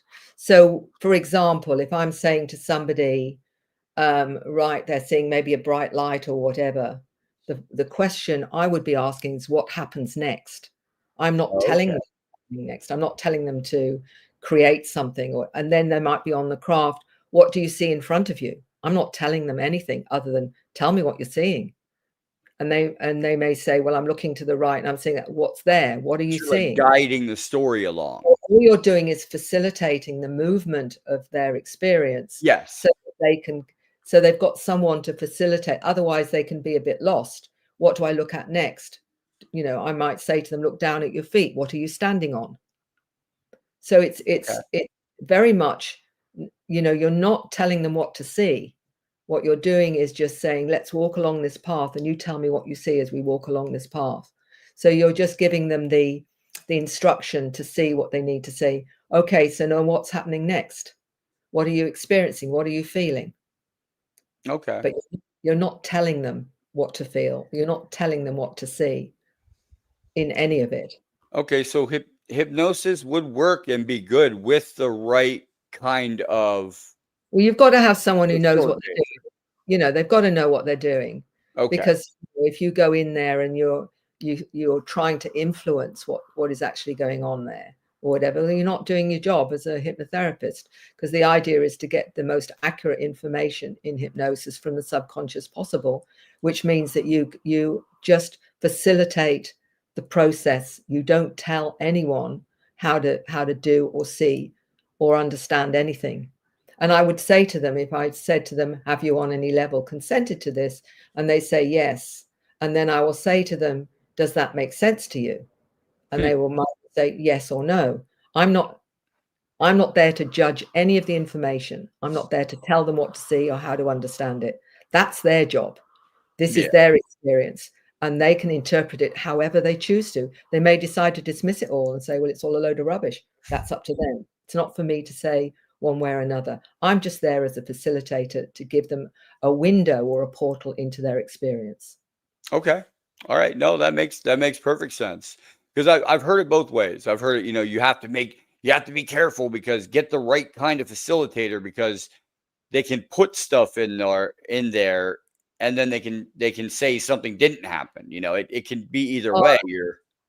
To be honest, Jay, there have been many that have, had a certain bias towards the information, and will lead it in and get them to interpret it in a way that may be negative or whatever, because the bias is with the facilitator who's saying that it's all got to be bad, or it's all okay. So you've got to be careful that the facilitator isn't biased, that hasn't got a belief in either or, but just the openness. Whatever you experience is what you experience, and that's your truth. Okay. You get those, and I know a number that have bias, and it's always then ending up with their bias, because that's how they've chosen to facilitate it. So there's always going to be the dodgy side. I was told one time, what was it? From a psychiatrist. Oh, you must be imagining things, because, I was talking to him, and I'm like, no, I was upstairs in my bed. My dog was downstairs in the living room, knocked out, asleep, snoring.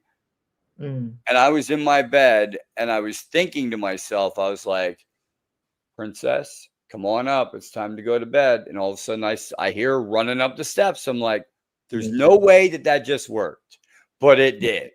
And I'm like, and I keep doing it. I keep trying to do it. I keep trying to train myself to be better at it, because it's something I feel. It's a feeling. It's not a word I can put on it.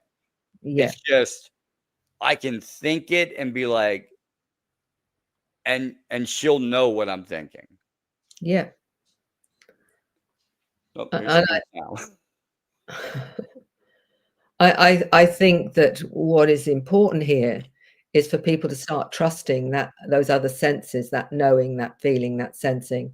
And I often say to people, and they'll say to me, well, how do I know that something is valid? Because they're saying, if I've read about it, maybe I've already created it in my head that it's because I've read about it. I said, have you thought that perhaps it could be the reverse? The reason you've been drawn to that is because it's resonating with you, rather than, because I've read it, then maybe I'm creating it in my own reality. No, it could be the complete reverse of that. It could be that's why you've been drawn to it, because it's actually resonating. It's like the deja vu thing too, when like you see something. Like I was going, it was really weird. I was going down the street, I was going down the interstate, and I was coming back, and I was telling my wife, I'm like, I remember we already did this. Like I just it irked me out for the whole day, because I kept telling her, I'm like, I was on this highway and we're going home, and I'm like, we already did this. Like, I remember we already did this. Like, okay. So I just went along with it. Okay, maybe I'm just, whatever, imagining. But then a couple hours later, we had to go down that highway again. And I'm like, oh my God, maybe it was something I remembered that was going to happen in the future, that I remembered at that time again.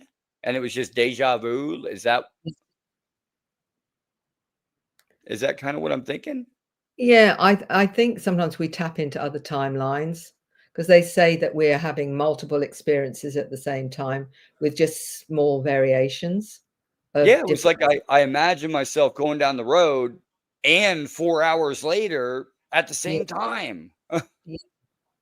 And you could very well be tapping into your precognition, that, because so many people have that ability to see the future events prior to what's actually going on.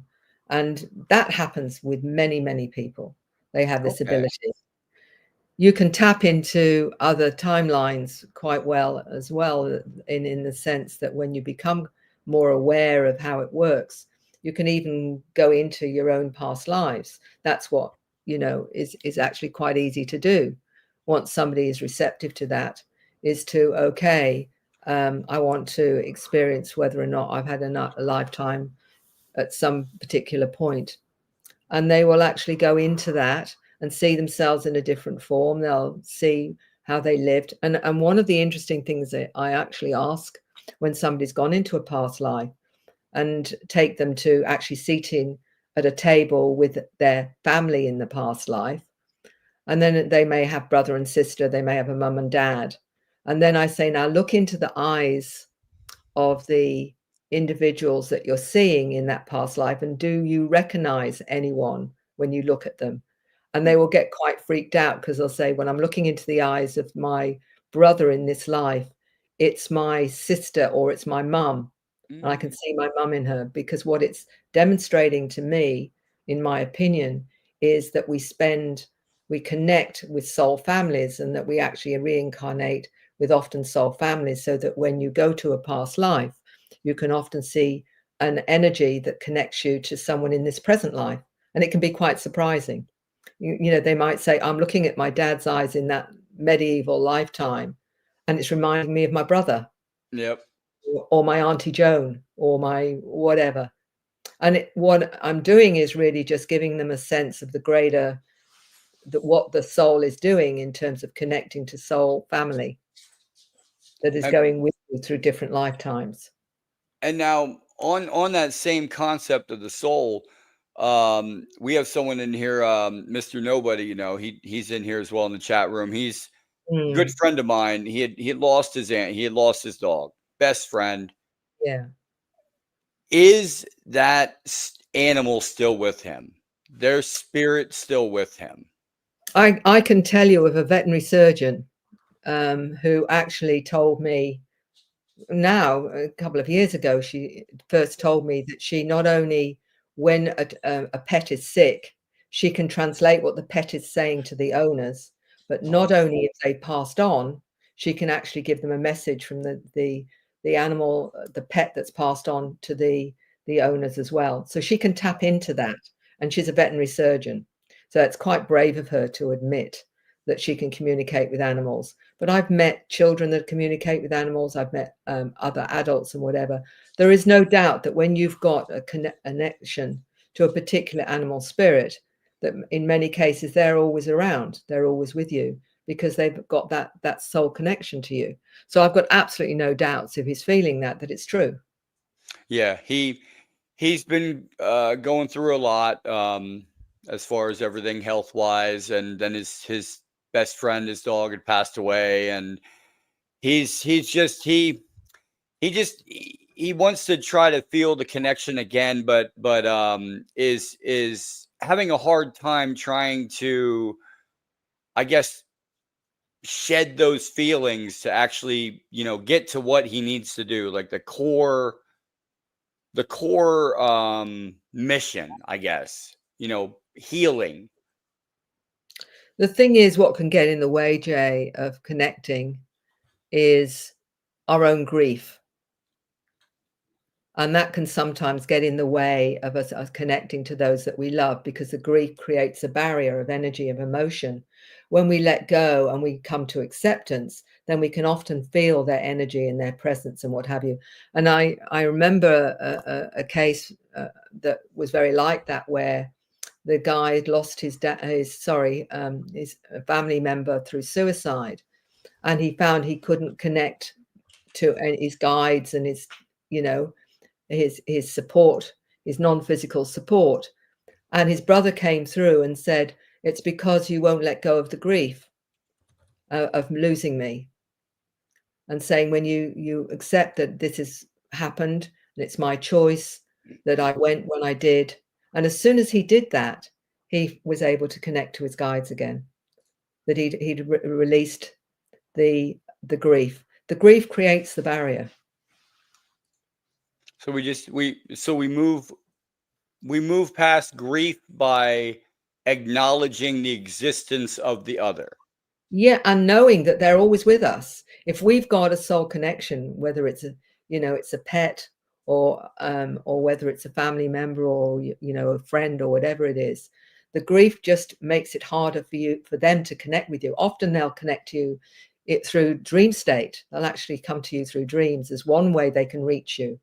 But if you're so covered with that energy of grief, it's very hard then for them to connect frequency wise to you and letting you know they're there. And as soon as you can get past that and release that, and then ask them to come in, you'll feel their energy. You'll be able to connect, and they'll often come in dreams. That's one of the most common ways they'll connect with you, is through a dream state, because they're able to do that.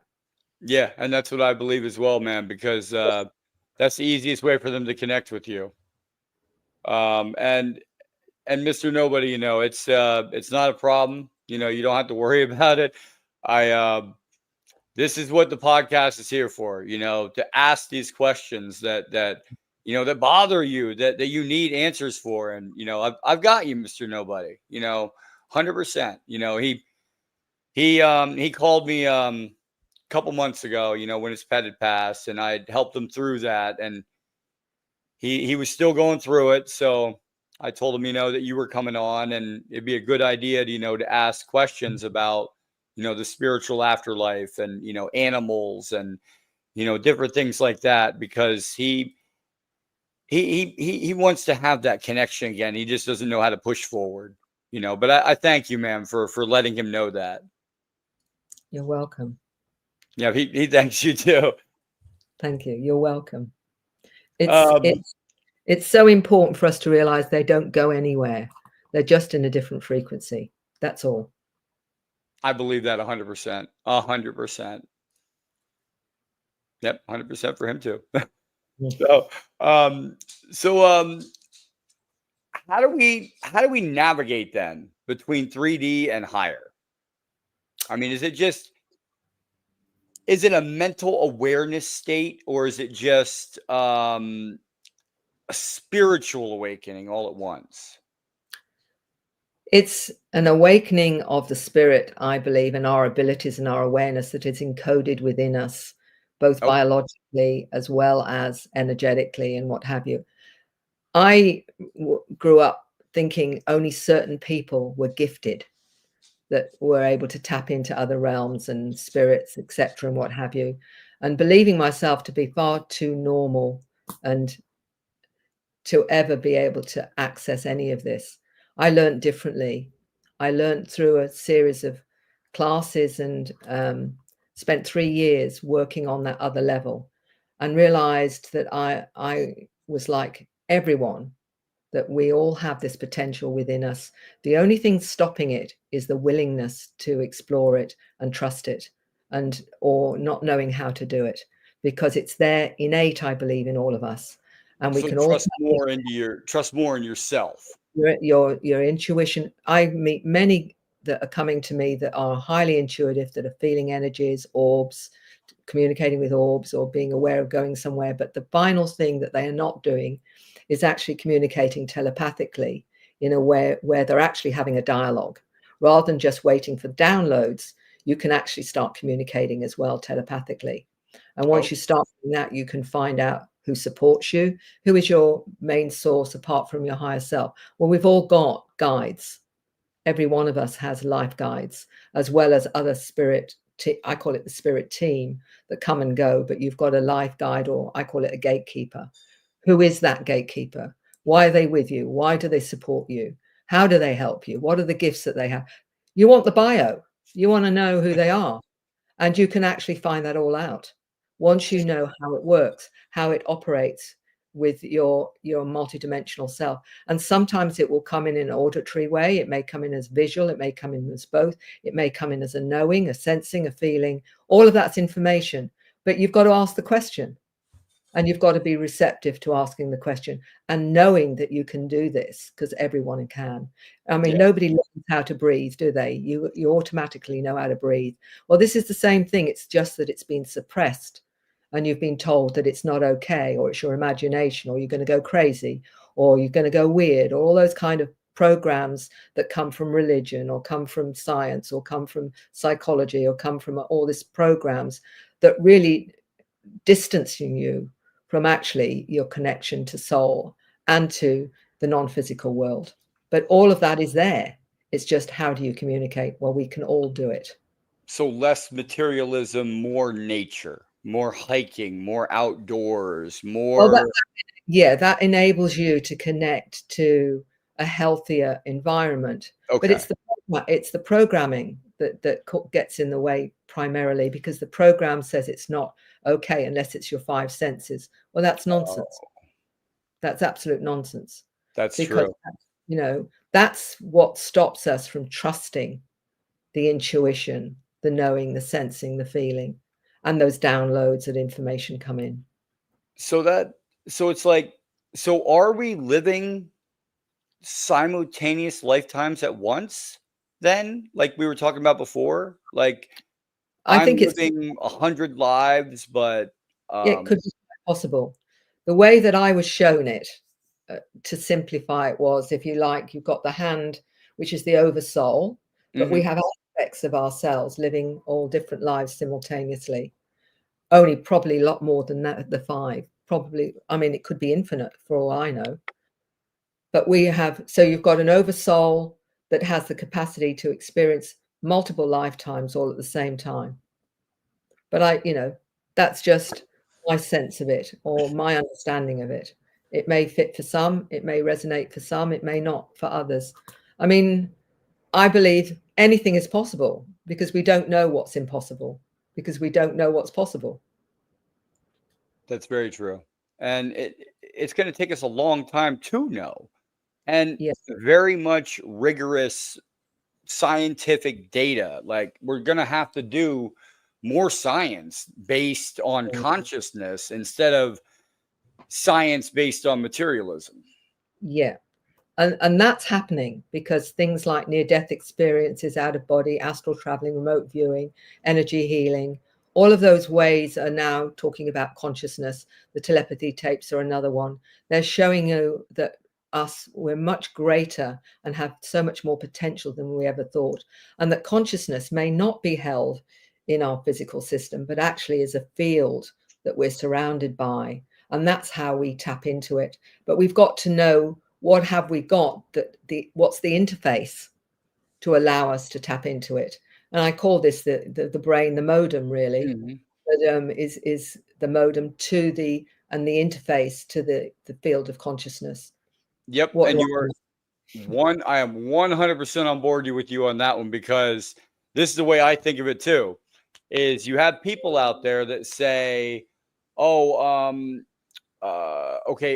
brain can only process 2 forms of information at a time, or something, in, out, whatever, two at a time, right? But these alien or otherworldly beings, I'm just going to say otherworldly because I hate that word. Otherworldly beings are coming in. It's something else. It's like, lost my train of thought there. What was I talking about in the beginning? Well, talking about the otherworldly beings as being part of, I assume, part of what's actually happening now. Is that what you were heading for? Yes. Like, are they not per se like pushing us along, but are they like having a more of an effect on timeline? Like, do they just affect this one, or can they affect other ones too? I think that the one way that I think she was all of 7 or 8. I just remember her talking about Okay. God and the God and the ultra-terrestrial, where the love and the light and the angels live, and we all And she come was from. 7. She's 7, and she's Oh, explained wow. this. And she said it's like we all choose to go into the nighttime without the daylight, and we're actually slowly evolving as a spirit, and we're all helping each other. So we've got those that are just new souls that are being helped by those that are a little bit more advanced, and the more advanced are being helped by the ones that are even more advanced, all leading back to source, was the way Okay. that she described Well, I it. know with I always tell people with the EEG machines too. Yeah. The EEG machines, they're made to read your brain waves. Mm, Those brain waves don't just stop at your skull. They that's right. keep going. Yes. So where do they go to? And that's when you get into the aspect of consciousness and everything. Yeah. Yeah. And everything holds the consciousness, what we see as something solid. And the reason that I say that is if anyone's done psychometry, which is, for those that don't know, it's holding an object that belongs to somebody else. And that object actually retains information, and you can actually pick that up if you hold that object. Information or understanding about that person can actually come into your head from that particular solid object, whether or not it's a necklace or a ring or whatever. And people, do the psychometry. It's a bit like a parlor trick, really, in a way. You can hold it, and you'll just get information if you allow it to come into your head. What it's indicating is everything is able to contain information or awareness of some level. It's just that it's a different frequency, and that includes crystals, and plants, everything. And of course, we know water has memory as well. Yes. So And it's I everything. also tell people like, this phone vibrates at a certain frequency. If I matched it, I'd be able to put my hand and it would go straight through it. Yes. It Yes. wouldn't break it, but it would phase through it because it matches the same frequency. Yeah. See, that's wow. There's a lot going on in today's world, especially with children awakening, with star seeds awakening, with guides coming to guide us, and it's a beautiful time in the world. It really is, and it should be. It should be a new time for us that we are awakened. We are here. This is our voice. Hear us. We need to make a better world. Mm. That's why star seeds are awakening. That's why guides are guiding us. That's why they're coming into our space, because they're saying you guys are going this way and you need to go this way. The nuclear power, I know all about nuclear power because I'm a nuclear weapons specialist in the Army. And I still remember that, it was so long ago that the atom bomb was created, and Werner von Braun had said something about now I have become death, destroyer of worlds. He didn't just say world. He Yeah. said worlds, the plural, with other worlds in there. He didn't say just Earth. And that's what it struck me as. He knew something. Yeah. He knew something about the atom bomb, that when it Mm. went off, it didn't just hurt us. It hurt other beings out there as well. Because he didn't just say, he could have said, now I have become death, destroyer of Earth. But he said destroyer of worlds. Exactly. See, we're on the same page there with that, because nuclear is not just a heat and everything else. It's gamma radiation. It's neutrino radiation. It's Mm. every bit of different radiation wave particles you could think of in the spectrum, and it floods it. Yeah. Like, if you have a stream of a certain particle going through and you now launch some kind of nuclear device in that area, you messed up that entire electrical grid in that area, the air, the ground, everything electrical, it's going to mess it up. So are governments aware? Now that we're talking about, we'll end this at a good note. We'll end it this way, but Yeah. are governments aware of starseed programs or contact phenomenon involving children? Like, do they keep an eye on that? Of course they do. Ah, Of course they do. Why do you think they're dosing and medicating ADHDs and the starseeds and all the rest of it, and finding different things to give them? that's to tamp it down then, isn't it? It's about, trying to, as much as possible, eliminate the abilities and the awareness that's going on, and all the different medications and other stuff that they do to children. I've noticed that when I had a really bad PTSD when I got back from Iraq. And I started taking Seroquel to go to sleep at night, and I was up to 100 milligrams, and I took that every single night for 5-10 years. And I think about 2 years ago, maybe a year ago, I stopped taking it, and I can go to sleep normal now. I don't have any problems. Everything's back to normal. It's like my whole body reset itself. Yeah. And then now I'm having all these things happening to me all at once, not just contact. I'm having like business opportunities that I never thought was going to come around, come to me and be like, hey, do you want to take over lead field science team? I'm like, oh yeah, definitely. I want to do that. Like, it's weird. It's like a quirk, almost. Like you stop doing something and then everything starts flooding in all at once. Like they medicate the children. That's so they're tamping down the abilities. But why? Why wouldn't they want them to be special and to be that? Well, because we know that at the top end there, they don't want us to find out who we really are, because then they'd no longer have any power and control. Everything is about keeping us suppressed. And I know that sounds like, the tin hat theory and all the rest of it, but you need to just look into that. And the reasons why I say that is because of my research.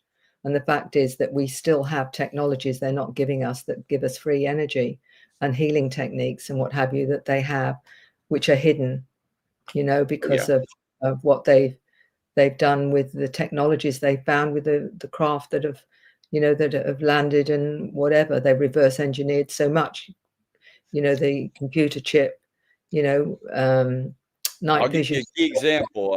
In the 1970s, I think it was the 70s, there was a newspaper article that came out called the G engines. And it was anti-gravity engines that were supposed to come out in the 80s. Yeah. And this guy in the 70s, I think it was like 78 or 80, he was floating around on this little, it almost looked like a scooter, but it had a circle in the bottom. He's just floating all around his, basement. Got it all. They've got all of this. Oh, yeah. And this is why they don't want us to wake up. And that's why things are polluted. We've got water that's polluted. We've got land that's polluted. We've got food that's polluted. We've got air that's polluted. So they control disclosure by controlling the people that awaken. Yeah. That's why they keep the control. And I'm not asking anyone to believe it. Just look into it. Just look into what's being poisoned in the land and the food and the air and the water and the medications. And, it doesn't take a genius to work it out. So is society really ready, though, for full society? I think, well, I mean, at what point do you actually start saying, if you and I can accept that this is happening? And I think for a lot of people, it is going to shake a lot of people up. And I think, like we've had to learn to let go of the old understanding and the things we've been fed, and start to embrace a greater reality. If we can do it, so can others. You know, yes, it might challenge their belief systems, and it's challenged our belief systems, but we've had to get past that and realize there's a greater reality. Do people want the truth or don't they? You know, ultimately, do you want to live your life in a pretend world, or do you want to live your life with the truth? That's the question you want to ask yourself. And, you know, for me, you know, if I'm going to live on this planet, at least I'd like to know what's actually going on. Yeah, right. What the bloody HE double, is going on. You know, at least whatever it is, I'd like to know. Thank you very much. Rather than Yeah, living. yeah. So for me, it's about truth. It's about our true heritage. And I think we have every right to know who we are, what we are, and why we're here, and what really is going on. I believe there was many civilizations that have been on this planet for many years, hundreds of thousands of years ago, that just we forgot about. It there was a world erasing event, and who was around to remember that country that fell and went into the Atlantic Ocean, or that country that is now a giant mountain that there's nobody around to say that it was there. We forgot a lot.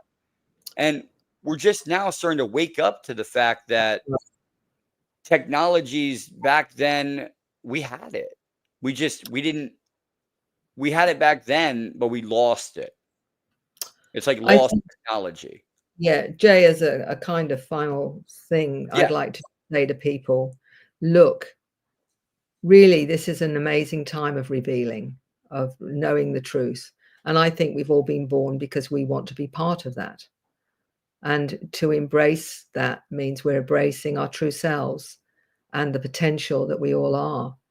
And that ultimately, despite all the chaos and everything that's happening now, we're reaching a point now where we can actually start to move into a new beginning, a new earth, a new potential, and a new reality for humanity. So I think it's a really wonderful time. I think it is too, Mary. And I am so thankful to have you on. And I say my last question for you would be, where can people contact you? Where can, Mr. Nobody contact you in the audience to maybe ask you a question? And where can they find your books at? Because they are extremely, extremely valuable for anyone looking into consciousness. Thank you. Well, initially, you can go to my websites, which come up on Google anyway. I'm on Facebook and Messenger as well, so you can reach me on any of those. I'm also on Telegram. In terms of my books, you can order them through any major bookstore. If you're in Australia, you can actually get them direct from me and signed by me if you're actually in Oz. But I'm not hard to find, and I'm really happy to help anyone that's on this journey and just looking for some more understanding. And it's been an absolute pleasure, Jay, to talk with you. And thank you so much. You really have enlightened a lot of people on the podcast. A lot of people are feeling afraid nowadays, and they need that extra, help once in a while to say, it's not all, it might not be all cookies and milk, but you're not going to die tomorrow. Yeah. It's not something that's going to end your life. It's something that you're going to have to grow with. Yeah. Ma'am, thank you for being on, and we will definitely stay in touch. Okay, Jay, it's been an absolute pleasure. Blessings to everyone. It's lovely to speak. Ma'am. And that was Mary Rodwell, everybody. Oh, an absolute pleasure to have her on. I would have her on weekly because we have so many wonderful people and so many wonderful guests out there that have so many questions for the world. It's more in, you need to be okay with yourself, grow with yourself, be at peace, try not to do destructive things in your life. More peaceful thoughts. It's not all about war. I was in war. I know. When I got out, it was not what I thought about. What I thought about was healing myself and people around me. And that's what I did. And that's why we continue to do that with this podcast. And no matter what happens, like I said, this podcast will continue. We aren't going anywhere. We are going to, oh, yep, Mr. Nobody. Yep, you can look for her books.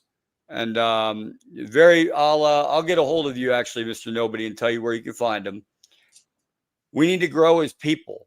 And once we do that, we will learn to coincide with everything else. If we can learn ourselves and focus on healing ourselves, we will be able to coincide with anything else out there. And Galactic Family Podcast, as always, we love you guys. And our quote, we humans are all one species born of Earth to spread peace, love, and understanding throughout the galaxy. And that's what I'm here for. I want this community to be someone that is valued. You are valued in this community. You as a person are valued in this community. You can come here and tell your story. Mr. Nobody can come up here. Lady Daniel can come up here. Anyone can come up here and tell their story. I have no problem with that because it's your story. Now, Galactic Family Podcast, I'm going to call it a night. The last thing that I will leave you with is we have, let me see here. Our next guest coming up will be, yeah, I got to get to the Alliance meeting too. Lady Daniel. Let's see here. Our next will be May 3rd with, let me see if I got that. Yep, May 3rd with Jerry Wills, renowned healer, explorer, metaphysical researcher. Spent decades traveling the globe in search of ancient knowledge, lost civilizations, and the energies that weave through all life. So that should be a good one on coming this Saturday at 8 p.m. Eastern Standard Time. And after we get done with that one, we will have Rob Goutreau. He's a scientist, author. He will be on May 7th at 8 p.m. Scientist, author, and spirit communicator with the past lives. This should be a good one. Work in merge logic with the afterlife. He holds a degree in meteorology and brings a rational mind to the realm often dismissed by science, communication with the dead. So let's do it. And then, last but not least, on the last person we will have on as a guest will be on May 10th. We have the Indigenous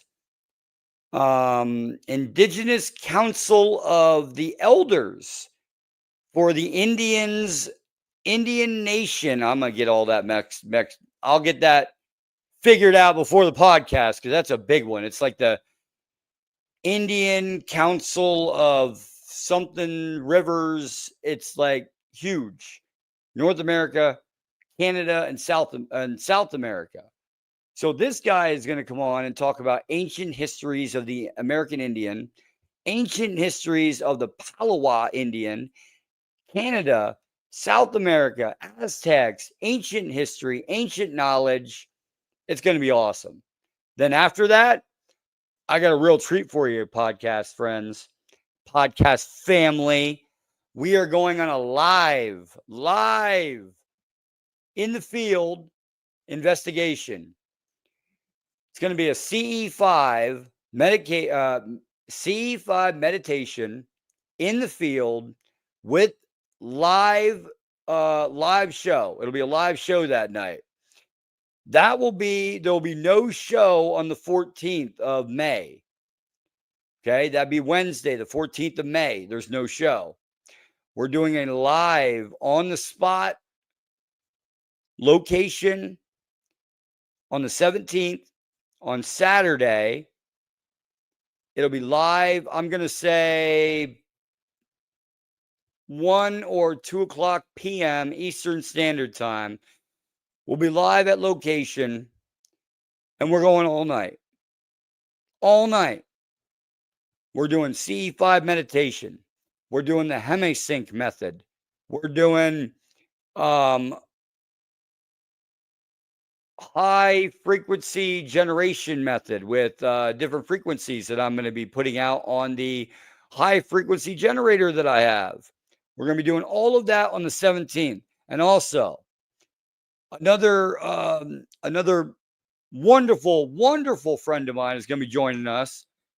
He is the coordinator, and I believe he's the best friend for Zach over at Project Contact, where I just took a board position for lead field research officer. So I will see you guys out there, because we are going to be leading the way in contact. This podcast is going to shift from guests to live investigations in the field with machines going. I don't need to edit. If I don't get anything, I don't get anything. But if I do get something, y'all are going to see it live. We got a bunch of stuff coming for you guys. You guys are just going to love it. But I'm glad you guys are coming on this ride with us. Mr. Nobody, Lady Daniel, and everyone else. We almost reach 100 subscribers. We're getting there. Share this channel. Get the word out that we are here and we're not going anywhere until everyone knows about peaceful contact. Love you, Galactic Family. Have a great night.